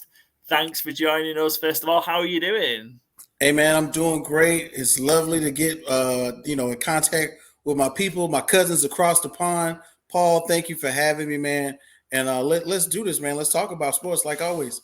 Yeah, this is gonna be a real great segment. So we're gonna do our FourFold challenge. So K-Whit's gonna try and be the first guest to go 4-0. Nobody's done it yet. 7 weeks in, somebody's gonna do it, right? So Somebody's got to do it. Why not you this week? We're going to talk about a lot of stuff. We're going to talk about K-Whit's content that he's a part of as well, and some exciting stuff coming up. And we're going to talk about his Pittsburgh Steelers. Real excited to talk about that. Love talking Pittsburgh Steelers football. So we're going to talk about that, and then we'll get into the picks. So K-Whit, first of all, give us a bit of an idea around, look, you a lot of different content, a lot of different sports that you cover. Give us an idea kind of what you've got coming up at the minute and where we can come find you and watch you. All right. Well, of course, my name is K-Whit. It's your boy K-Whit on everything. That's YABOYKWHIT. And that's on Instagram and on Twitter, on TikTok, and even on Sleeper. I don't even know what Sleeper is, but I just found that out. So what I do is basically I joined the Let's Talk Sports family early 2023, very early, when it was pretty much everybody was creating content. And I said, hey, I got a chance to meet or speak with Dan on Twitter, and he was like, well, it'd be great. Why don't you join in with us on the NFL draft? And I was like, you guys got a draft show? And boop, everybody, 40 people talking NFL draft, and myself and my good friend Jay, that's _ Rec Room Sporty. He and I have been doing the Rec Room Sports Show for about 2 years prior to joining the Let's Talk Sports family. So it was great that we got pretty much knighted by Dan. So shout out to him and his spirit for putting us in the right place to be. And then from there, I got a chance to be featured on several shows. Shout out to Nick Bodkins and the Let's Talk Sports Show.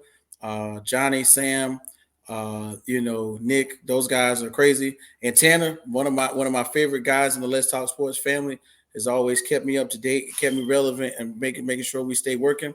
And in the middle of that, we had a bit of a lull. Sometimes it happens with the best shows. So what we did was we created another format that we used to have a bit of a competition. And we created our show, Hear Me Out. And Hear Me Out is a bit of what we like to call a competitive sports banter show. Let's hear your hottest takes on what's recent in sports. Let's put you up against somebody else. Let's see how many valid points you make in about 2.5 to 3 minutes. Let's let you go back and forth. Let's give you something crazy to talk about at the end, and we see who wins. It's always a bit of fun, and we normally do that on Fridays. And then we do the Rec Room Sports Show with just us and the guys, where we just go through everything from top to bottom. We try to make that as comprehensive as possible within a 2-hour limit. We do that on Tuesdays. So we're staggering them. Right now, we're staggering the show. So 1 week we do the game show on Friday. The next week we'll have the talk show on Tuesday. So, we're trying to stay relevant. And then on top of that, just to keep me busy, Nick Bodkins and I have decided to come together to form Voltron. I know you guys over there in England know about Voltron. And we are going to do an MMA show and talk about some of the best, one of my favorite things in sports right now.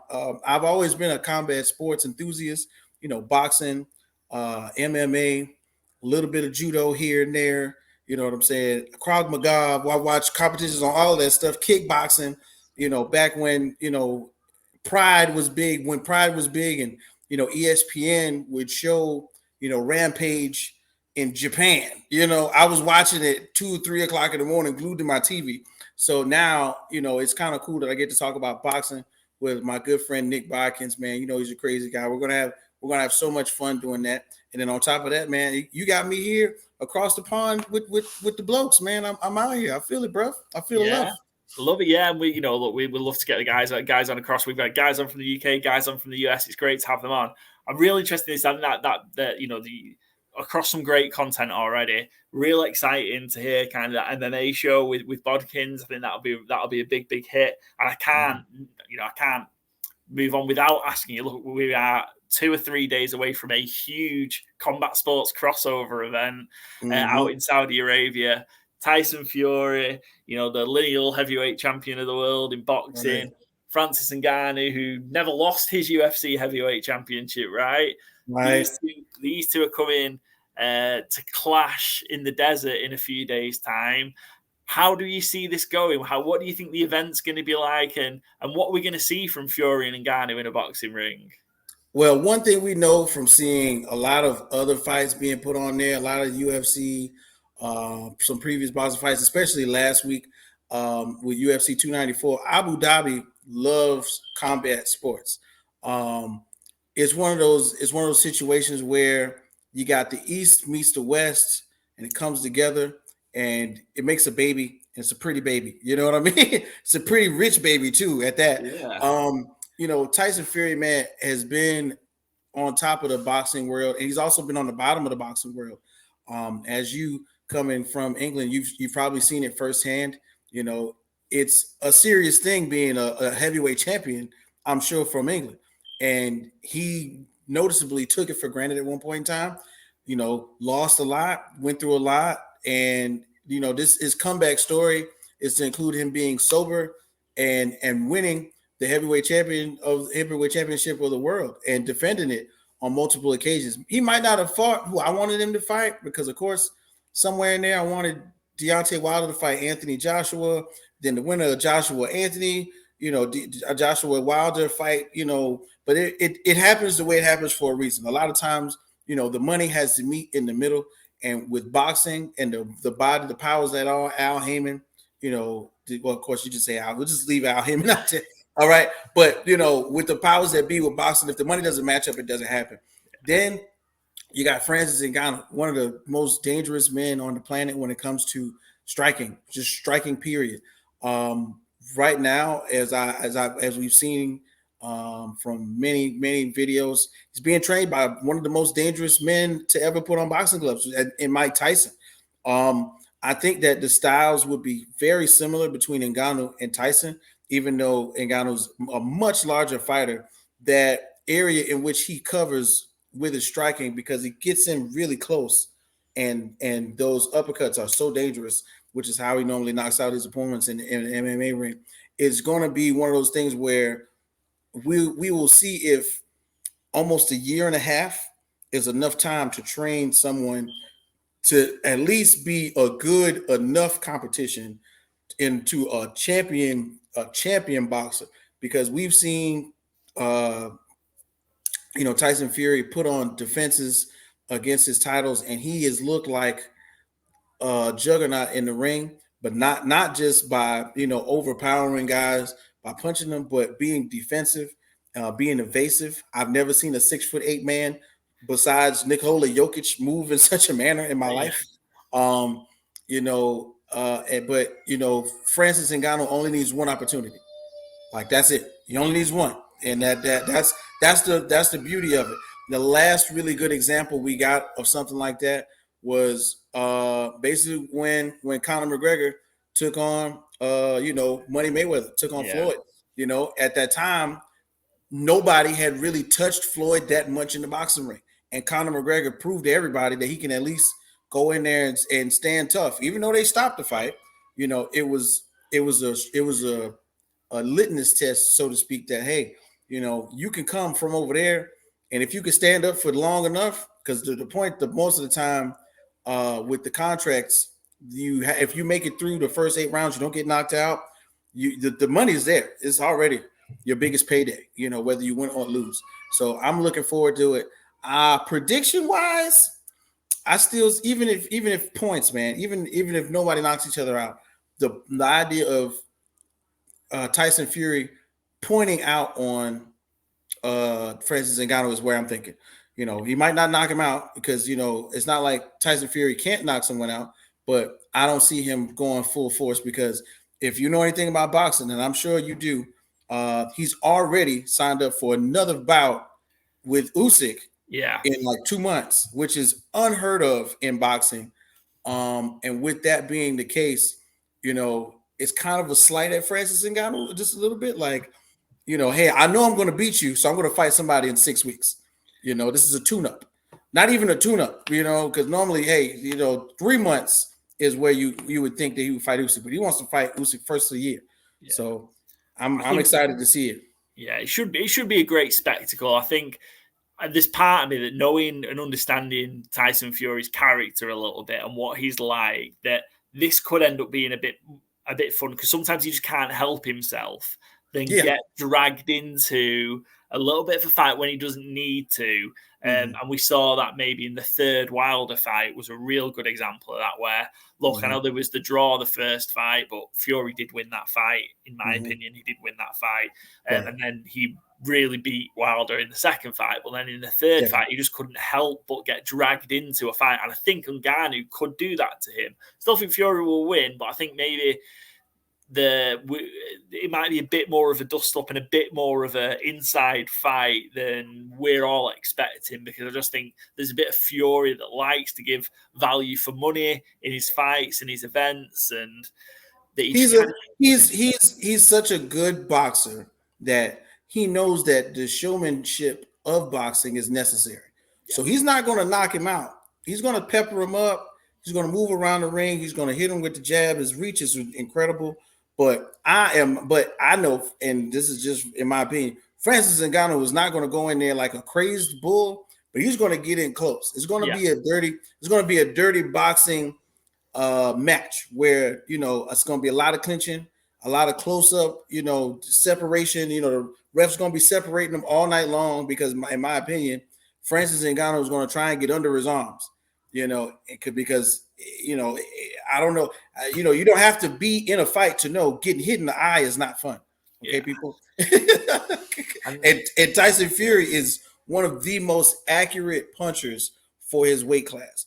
That jab that he lays on fighters a lot of times is what stuns you and sets you up for the second punch, which is he's been right crossing the heck out of guys for a long time. So you get punched in the eye. If I keep doing this long enough, you're not going to see my right hand come at you. That's just and Tyson Fury is definitely a professional, at connecting punches at the right time for sure. Should be a great event, and Tyson Fury is always great value for money in the build up to these events and things like that with his personality and his character. So it should be a great one. Right, he comes out there, he shows the stomach, he drinks a beer, he look. Oh, don't worry, I'm gonna knock his ass. And then you got to remember his father. Oh my God, his father's a whole nother character. His dad screaming he wants to fight Mike Tyson, and at one point in time, from what I understand, at one point in time, before Tyson went to prison, that was supposed to happen. It was supposed to happen. He's John Fury. The dad is a crazy man. Yeah. Hey girl, what you doing? I got people in the room. Oh, hi. We got some guests. Hello. Hey. How are we doing? Hey. Special guest picker for tonight is little Kennedy. She's in the building. She's walking around and she heard me talk. Every time she hears me talking out loud, she comes to see what I'm doing. Oh, but that's the beauty of children as well, man. We gotta do your thing. I got another one on the way too. So. Oh, nice! Cool. Congrats. Thanks. Kennedy might do a better job of being a guest picker than my picks the way we're going at the minute. So yeah. So much so we're even getting one of our guys has got their pet dog doing some picks. Oh wow! So we're gonna get that on there because our picks have been so bad recently. So that's why we've got this. The bar is low. K-Whit, we're going to move on and talk. Let's get back to talk about football. You are a great talking before we came on. Found out we're great. This is the perfect week to be talking to you. So you are a Pittsburgh Steelers fan. You're a Pittsburgh Steelers fan that lives in Jacksonville, and the Steelers play the Jaguars this week. Yes, man, it's crazy. We've seen that as a Steelers fan. I've seen the ups and the downs this season. I've seen the Fire Matt Canada signs all across the world. And I've also seen how much Steelers fans support our Steelers no matter what. We just went in SoFi, played the San Diego Chargers really tough. And, every time they showed the arena, SoFi Stadium is huge, it's brand new, it's state of the art. But every time they showed the arena, there were towels everywhere. And I thought that was one of the coolest parts. But we're facing the Jacksonville Jaguars. I got to admit, being here in the area, watching. Hold on, baby. You want me to do the phone for you? No? You want me to do it? Yeah. So watching the Jaguars, what happens is they go crazy with, when it comes to defense. Okay. And right now, Trevor Lawrence is playing some of the best football.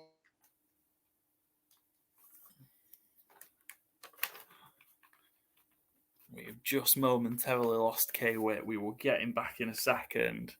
I will ad-lib to fill in while we get K-Whit back. But yeah, to K-Whit's point there, Trevor Lawrence is absolutely playing some of the best football of his career so far, young career. Third year in Jacksonville, and the Jags are on a bit of a roll after starting 1-2. They've won 4 in a row and are looking really good. And their last performance against the New Orleans Saints on Thursday Night Football last week, even though it looked close on the scoreline, Jags pretty comfortable in the end. They do go to the Pittsburgh Steelers. We've previewed the game. We've got K-Whit back. Good stuff. So you were just about to tell us about Trevor Lawrence. Yeah. So Trevor Lawrence has been doing a way better job. A lot of times when you're thinking about quarterbacks and their maturation, this is the year you go, hey, is it him or is it the quarterback or is it the quarterback or the offensive coordinator? Is it the scheme? Trevor Lawrence is showing us that it's him. It's really him out there. He's got a big weapon in Calvin Ridley that returned this year. doing awesome. You know what I'm saying? And Calvin really was not injured. He was out last year because he was betting on the Atlanta Falcons. If everybody remembers, when he was playing with the Atlanta Falcons, he was definitely a Pro Bowl candidate or in the Pro Bowl, as if I'm not mistaken.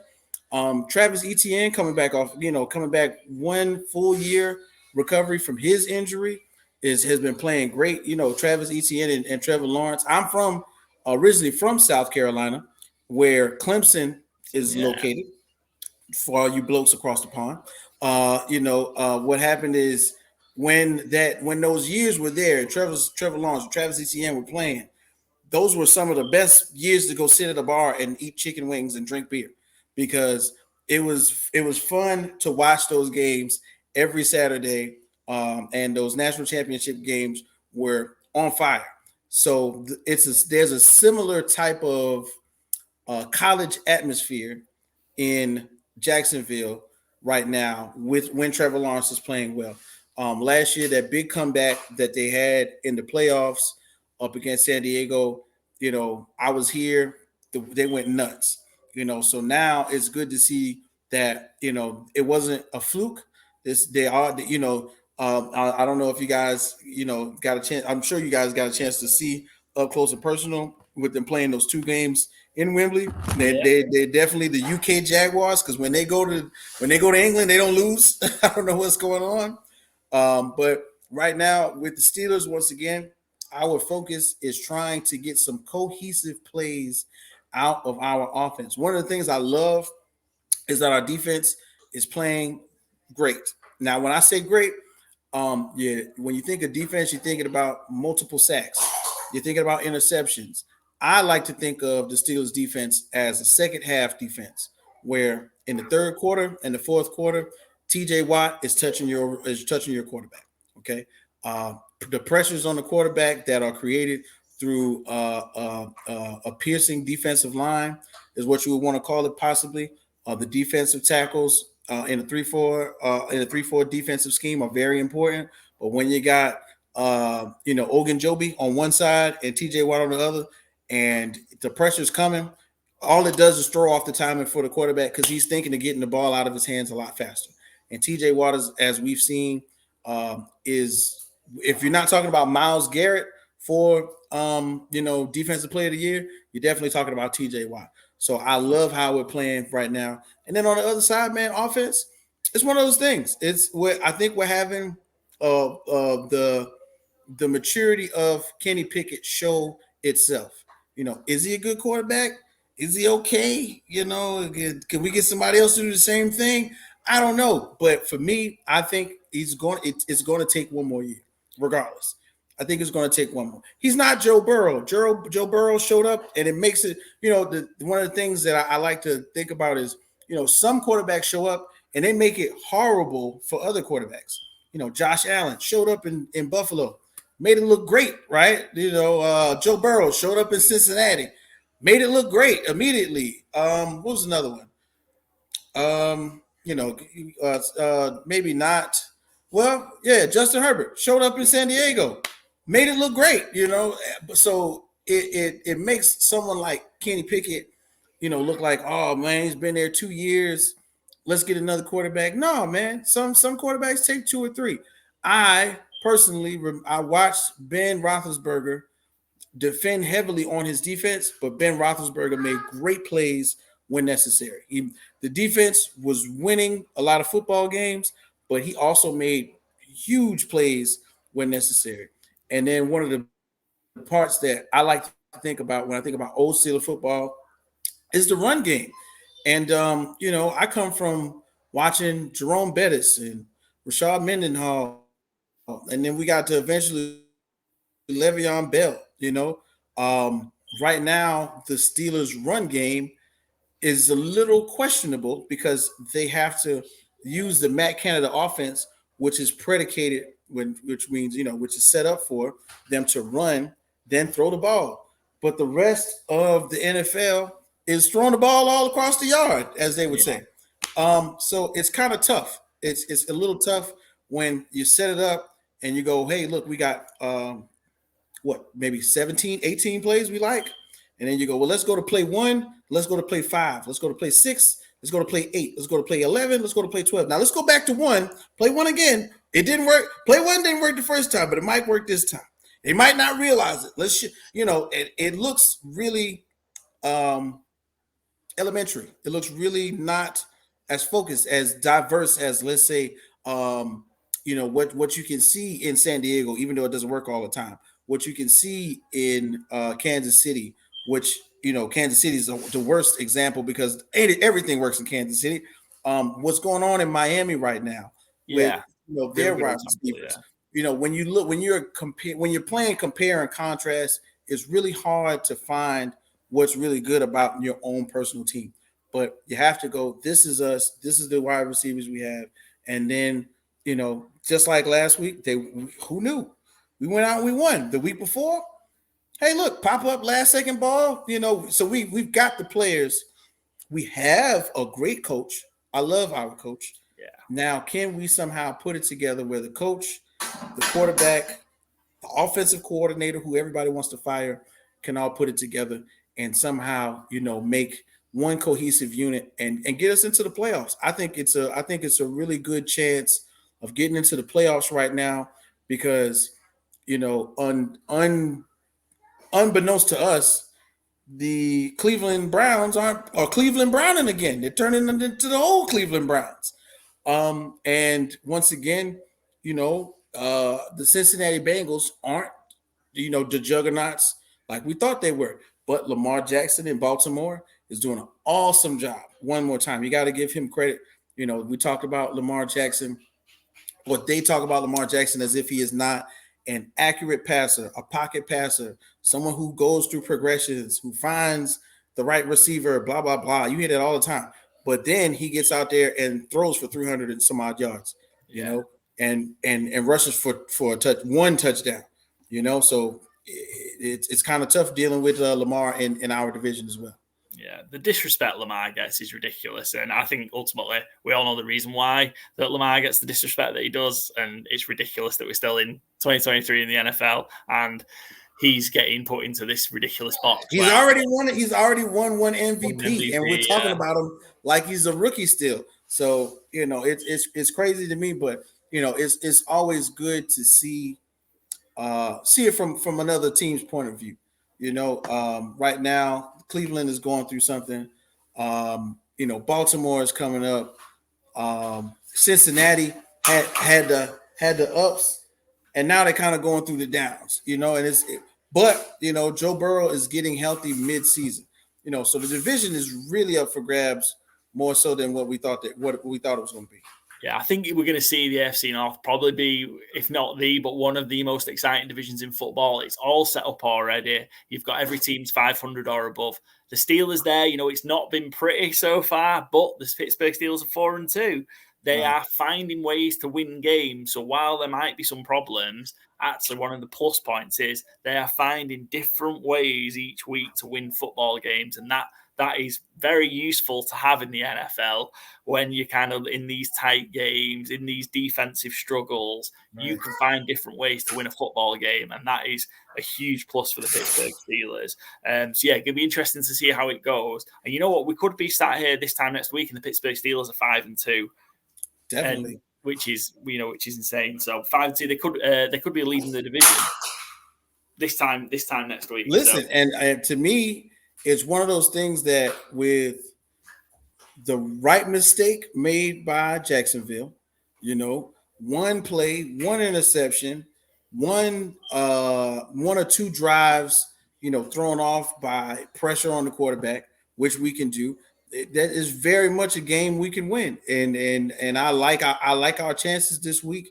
The offense 3 weeks in a row, 2 weeks in a row, the offense looked decent, enough to score, multiple points, not just winning by like 10 or 14, which is okay. So I think this is one where if we can, hold Trevor Lawrence to somewhere between 14 and 21 points, we can keep up with them, especially if our defense plays the way it's been playing in the previous weeks. Yeah, really liked George Pickens' last George Pickens the last few weeks. He's had some real big games. He seems to have that kind of connection with Kenny Pickett, doesn't he? And I think, real opportunity to go at Jacksonville there. I think he could have a huge game for the Steelers this weekend. Definitely. Hey, look, that's another part of the game, with a young quarterback, like who is going to be your guy that you're going to grow with? Cincinnati went out and got Joe Burrow, Jamar Chase. Of course, Keenan Allen was already there for Justin Herbert, already the guy. You know what I'm saying? In Philadelphia, they got Hurts, AJ Brown, and that changed the whole dynamic of a football team. So you have to think about how they're growing together, and to me, it's working to a fault. Every once in a while, the plays aren't going to hit, but recently, when we needed those chunk plays, Pickens has gotten not wide open, but when you have a good receiver, like in his aspect, like just like you say, I say with Jamar Chase, Keenan Allen, sometimes you got to put that ball up there, man. And they do a great job of just attacking and high pointing the ball over smaller corners, and they coming down with it in the offense. I mean, in the end zone, man. So I love that part. Yeah, sometimes it's about players, not plays, right? Give you guys a chance to make a play. And our guys are better than your guys in some instances. So yeah, sometimes it pays off. Yeah, I love the Steelers to win this game, by the way. I love the Steelers to win this game. I'm all on the Pittsburgh Steelers this week. Will always back whenever I see the Steelers with a plus number, Steelers getting points. I love them. And when the Steelers are an underdog at home, I absolutely love them because and you're exactly right. Underdog at home this week. We're going to get to those picks, but we're going to see exactly what goes on, man. I definitely like it. Cool. Well, let's head for the pick. So you're going to take part in our FourFold challenge this week. But just before we do, shout out to the guys at Fantasy Gameday here in the UK. We finally got a great NFL daily fantasy game that's here in the UK, arrived for 2023, and that's from the guys at Fantasy Gameday. Go and download and play. Set your team up for the week to get as many points as possible. The top 20% of entries will win a cash prize. The winners are each won over £100 this week. We've got a prize pot that's just about going to get to £1,000 this week, which includes a £100 bonus put in from the guys at Fantasy Gameday. And because you are an exclusive listener of Good Teams and Great Teams Cover, if you sign up and register using promo code COVER, all capital letters, Charlie, Oscar, Victor, Echo, Romeo, COVER, you'll get yourself a free game. All you need to do is deposit some funds, enter into the Sunday Star games, and then you'll receive a credit for a free play. Must be 18 years or above. Please gamble responsibly. UK only. So go play. Please gamble responsibly. Always gamble responsibly. Absolutely. Let's get to your FourFold challenge then, K-Whit. Let's start then with who's your favorite for the week? So who's your favorite that you're going to pick for us? All right. So if I'm going with a favorite, right, I'm going to talk about something really quickly. One thing that comes to mind is, how some teams bounce back during adversity. Several teams over the past week really took some lumps over the weekend that we thought, hey, this isn't supposed to happen. This team isn't supposed to lose. Who's out there where's this person? Where's that person? So an obvious pick for me in my opinion, is going to be Bengals 49ers. Okay.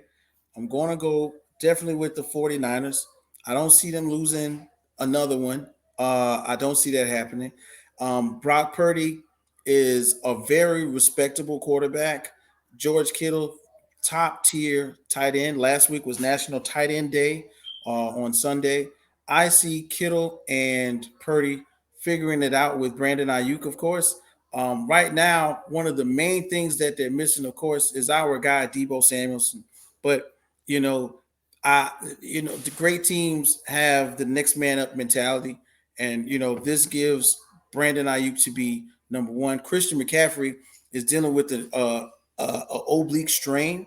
And if anybody knows about haven't had injuries. I have one myself.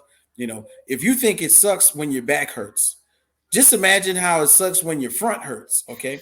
But I see him playing and put it on, because last week he did really well, if I'm not mistaken, somewhere around like 42 yards on, like in receptions, and 60 something on the ground. So also keep in mind, the Bengals defense is not the best defense. Somewhere on the bottom half of the league when it comes to pressures on the quarterback. So I think Brock Purdy will have plenty of time to make those tight window throws like he likes to make, quick decisions. So I'm going with the 49ers over the Bengals for my straight up. That's it. Ain't no other way to go with that one. Okay. Cool. Are you okay with the 49ers? So there's been some news that's broke this last couple of hours. Brock Purdy's in the concussion protocol, so we don't know if he's going to play on Sunday and whether it's going to be Sam Darnold or not. So we have the Niners, because we recorded our show earlier. The Niners are at -5.5 for us. It's changed. Are you happy to take the Niners at -5.5, or given the news that you just heard? With the information. Yeah, with the information of the concussion protocol playing into my thought process. Am I allowed to change? I'll allow you to change. Yeah, that's some pretty big news, to be fair. So, okay. So another significant, because I had two, depending on where we were going. So another significant game, I'm thinking, right, where once again, you got to lock it in for a win. But this also could be a trap. Okay, if I had a pick for a trap game, this is the trap game of the year almost. Ravens at Cardinals. Okay. Ravens 5-2 right now. Cardinals 1-6. They are playing in Arizona. All right. I don't know what it is about playing in Arizona, but somehow, some way, the Cardinals have been playing great defense. Offense is a little wonky. Joshua Dobbs, I'm a Steelers fan. Joshua Dobbs came from us, but I also like to tell people, look, man, Joshua Dobbs is really a rocket scientist, okay? Kids, let me tell you something. It's cool to be smart, okay? Joshua Dobbs accidentally is a quarterback in the NFL, but he is really a rocket scientist on the low. So I think that this is one of those games where if Lamar does not play MVP football, they could lose. But this for me is definitely the one that I would go with right now to say, hey, look, the Ravens will win it. They just played awesome. Odell looked great last week. They got him involved. I think he got like 52 yards through the air, and Odell's is recovering from his ACL injury. So I like that one. That was my second. That was going to be my second pick for just an all-out, clobbering possibly. Yeah. But it's a trap. Remember I said it. If they go in there and they go to sleep at the wheel, Arizona can get it. I know you guys over there in England, and across the water, you're going, are you mad? Are you mad, bro? That's what y'all are thinking. But in real life, it's a possibility that the Arizona Cardinals could win this game. But I'm gonna go ahead and lock it in.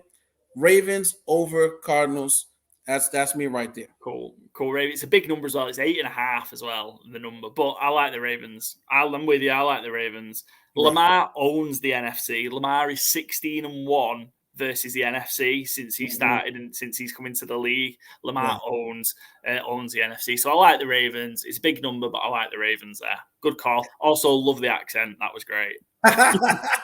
Shout out to watching a lot of Top Boy. Okay. Yeah, Top Boy. Great show. I'm just getting to the end of the newest season. So yeah, great show as well. Great show. Shout out Top Boy. Give us your underdog then. I've got a funny feeling I know who it might be, but I don't know, man. I might surprise people with this one. But okay, so we talked about it, we mentioned it, and I gotta go home, gotta go home with this one. Right now, Jacksonville is at Pittsburgh, right? 5-2 Jacksonville, 4-2 Steelers. Somebody's got to go home with a 3 in the loss column, and I'm thinking Jacksonville right now. I don't you do it because you cut me off last time. Last time what ended up happening pretty much. Jacksonville ends up somehow figuring out a way to play good defense, but But the but in the situation is TJ Watt wrecks games in the fourth quarter. I remember I talked about this several times on my show and on everybody's show. Von Miller was the scariest person for the fourth quarter at one point in time. You wouldn't hear Von Miller's name very much in the first, second quarter, but that third and fourth quarter, Von Miller was touching your quarterback, and it was going to wreck the game or mess it up. I always thought that was why Buffalo got Von Miller. So when Buffalo made Kansas City, had he not been injured, that would have been a whole nother game back then. But for us right now, TJ Watt playing out his mind. Remember, he's JJ's little brother. They've been practicing, these moves forever. They have a clinic that they have on the Watt compound where they invite all of the defensive linemen, Max Crosby, JJ Watt, Aaron Donald, all these guys go and practice these moves, and they only use them. And he's always, and I saw the interview. He says it all the time. I do basic stuff for 3 quarters, then I hit him with the wham bam right there in the fourth. So I'm looking for TJ Watt. I need to put that in a parlay. TJ Watt, 1.5 sacks at least by the fourth quarter. Cool. At least by the fourth quarter. So that's my underdog pick. Steelers over the Jaguars. Yeah, love this. Steelers getting 2.5 point start as well. Love this. Love the Steelers. Mike Tomlin is a home underdog. We've already mentioned it in the other part of the recording, but 15-5-4 against the spread. Mike Tomlin is a home underdog. The guy's a machine. The Steelers are a machine as an underdog. Love the pick. And a great point about, look, if the Steelers can just keep these games close going into the second half, defense can take over. They've got a chance to win the games. But yeah, I love this one. Give us your under for the week then, where we're going to see not so many points this week in the NFL. Now, I'm going to surprise everybody with this one. And in my opinion, this is one where we're going to see a bit of a stalemate. Okay. This team wasn't thought to be, and doing too much at all, in my opinion. Everybody preseason was talking about so many other things, but we forgot that they just went to the Super Bowl 2 years ago. They pretty much have the whole defense still there. All they were missing was a quarterback, and they kind of got one, and he's all the way healthy for the first time in 2 years. So what we're going to talk about is the Buccaneers and the Buffalo Bills, okay? Buccaneers at Buffalo, little cold weather, but let's keep in mind that this team 2 years ago defensively was just in the Super Bowl, right? It just was happening. They pretty much signed everybody. Only person missing, I think, is Gerald McCoy, and of course, Gerald McCoy, big part of that defense that won the Super Bowl, but they got everybody else still there. And one of the biggest factors that I think nobody really took into account was that Baker Mayfield is actually a good quarterback. He was not healthy in Cleveland. He wasn't. He went out there with a knee brace and an ankle brace and a brace on his non-throwing shoulder. And he had his throwing shoulder in a sling. And he did a State Farm commercial and fell down the steps. It was nobody talks about that, of how hurt Baker Mayfield was, but he played his behind off as much as he could, and now he's in Tampa Bay. I like what happened with Buffalo last week. Offense on fire, going all over the place. Everybody getting receptions, but was the defense that they played last week up to par? I don't think so, but I think they face a bit of a challenge in this one with the Buccaneers and the Bills right here somehow get stopped, halted. There's not 21 points this week. I don't think so.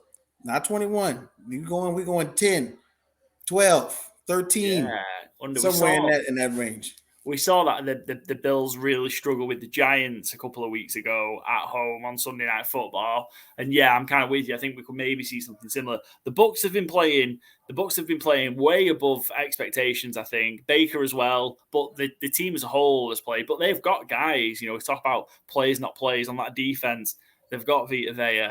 They've got Levante David. They've got players, and on offense, Baker's got reliable targets in Godwin, reliable targets in Mike Evans. Some of the most reliable, and the thing is, of course, they got Odell that year, and they had Landry, but the chemistry didn't work out as well. Joku, but these wide receivers in Tampa are used to being, because really, Tom Brady laid a foundation for them to work with on offense. And Baker is not Tom Brady by any means, but Baker is Baker. And prior to now, Baker was an okay quarterback, very serviceable, didn't really turn the ball over. Before he was unhealthy, didn't turn the ball over. Now, when the rotation of his shoulder came into play, when his mobility was taken away, when the offensive line had issues, that is when we saw Baker Mayfield have problems. But they had that same offensive line protected Tom Brady. It's keeping Baker Mayfield on his toes right now. So I like the Buccaneers up against the Bills. This is the low scoring game in my mind. I got another one, but I'm gonna roll with this one for sure. Cool. But yeah, under the total on this one's 43, so under 43. And those Thursday night games haven't particularly been high-scoring games either. Nope. A lot of prime-time games never really are high-scoring games anyway. But yeah, the Thursday night one in particular, the short week and short week games always somehow produce very funny outcomes. So, I spoke about the trap happening for Baltimore. This could also be one right here for the Buffalo Bills going up against Tampa. Buffalo feel like they need to go and really blow somebody out. There's a lot of noise around Buffalo at the minute. It feels like they're sleepwalking through this middle part of the season again. And they need to really go and blow somebody out, because the last 3 weeks they had that great performance against Miami and then went to London, were terrible. Yeah, we're in that Sunday night game. They were lucky to beat the Giants in that Sunday night game, and then they got turned over by the Patriots last week. So they need a bounce back game, and if it's not this one, they have got a run of some really tough games. They got after this week, they're going into the gauntlet of over 500 teams. Yeah. And at least so it's really a big deal to see how they come out and play, because like let's see, after this, it's what the Bengals. They got Bengals, Broncos, the Jets and Bills. We saw that, I see that coming.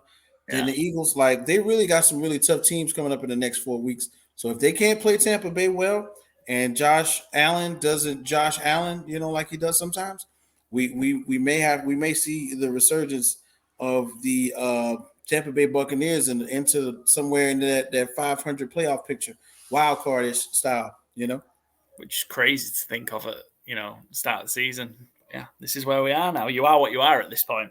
Definitely. So hit us up then with the over.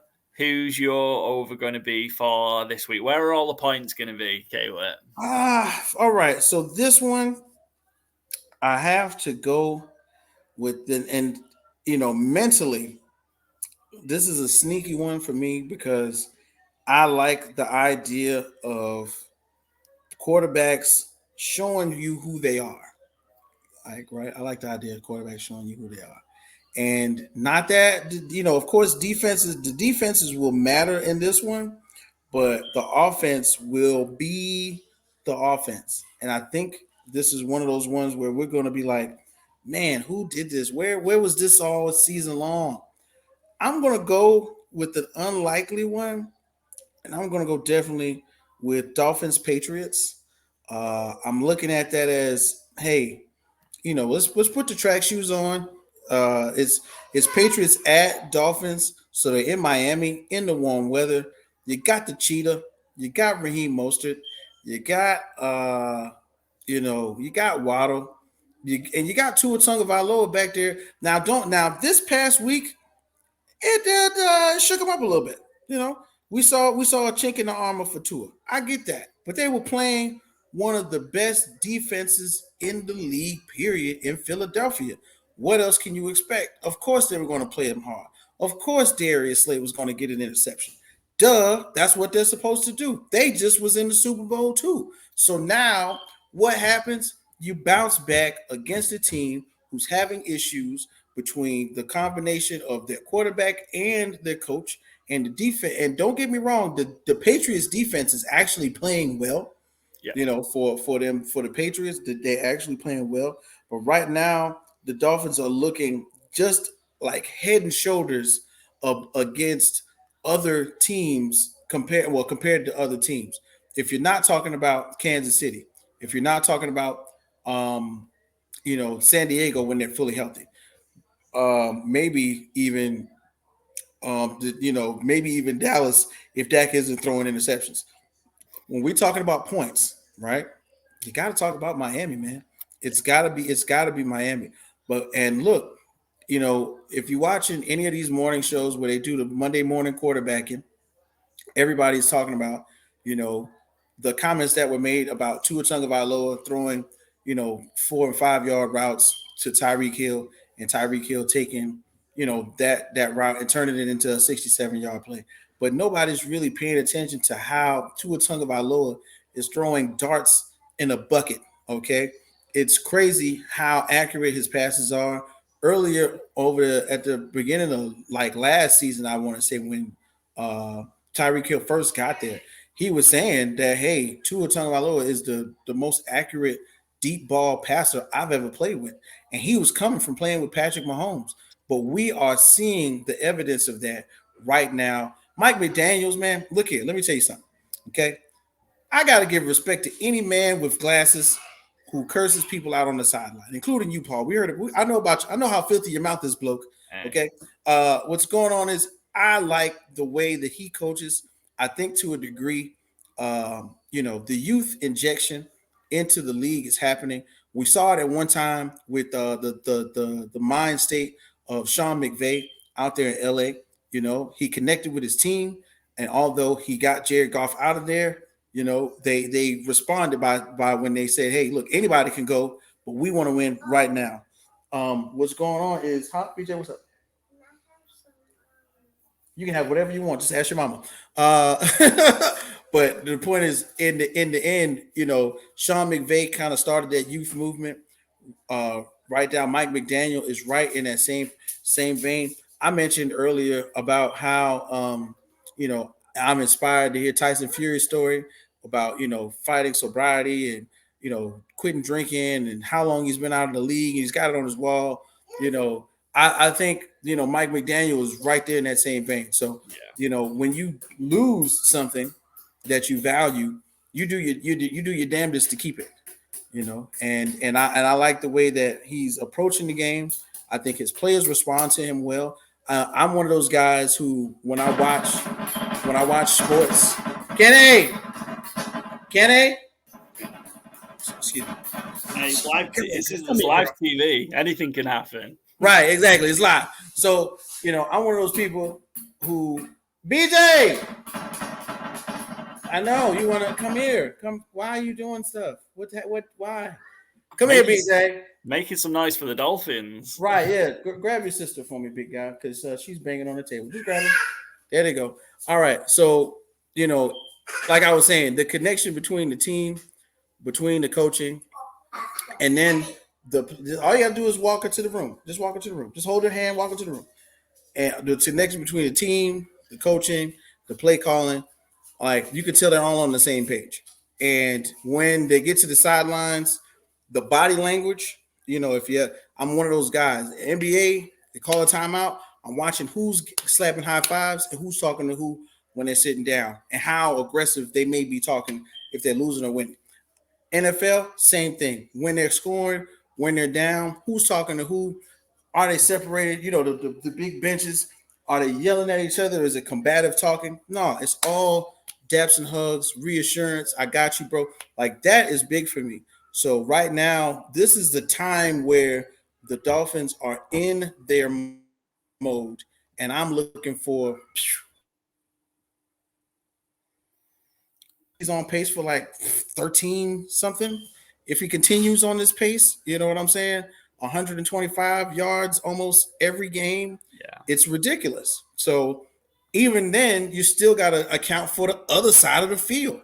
And they're missing the A-Chain kid who just emerged out of nowhere this past season. So Well, not this past season, but earlier this year, you know what I'm saying? He emerged out of nowhere. So they are still missing weapons and still putting up big points, big numbers. So as far as the numbers game goes, man, gotta go with Dolphins over Patriots for the W and the big win.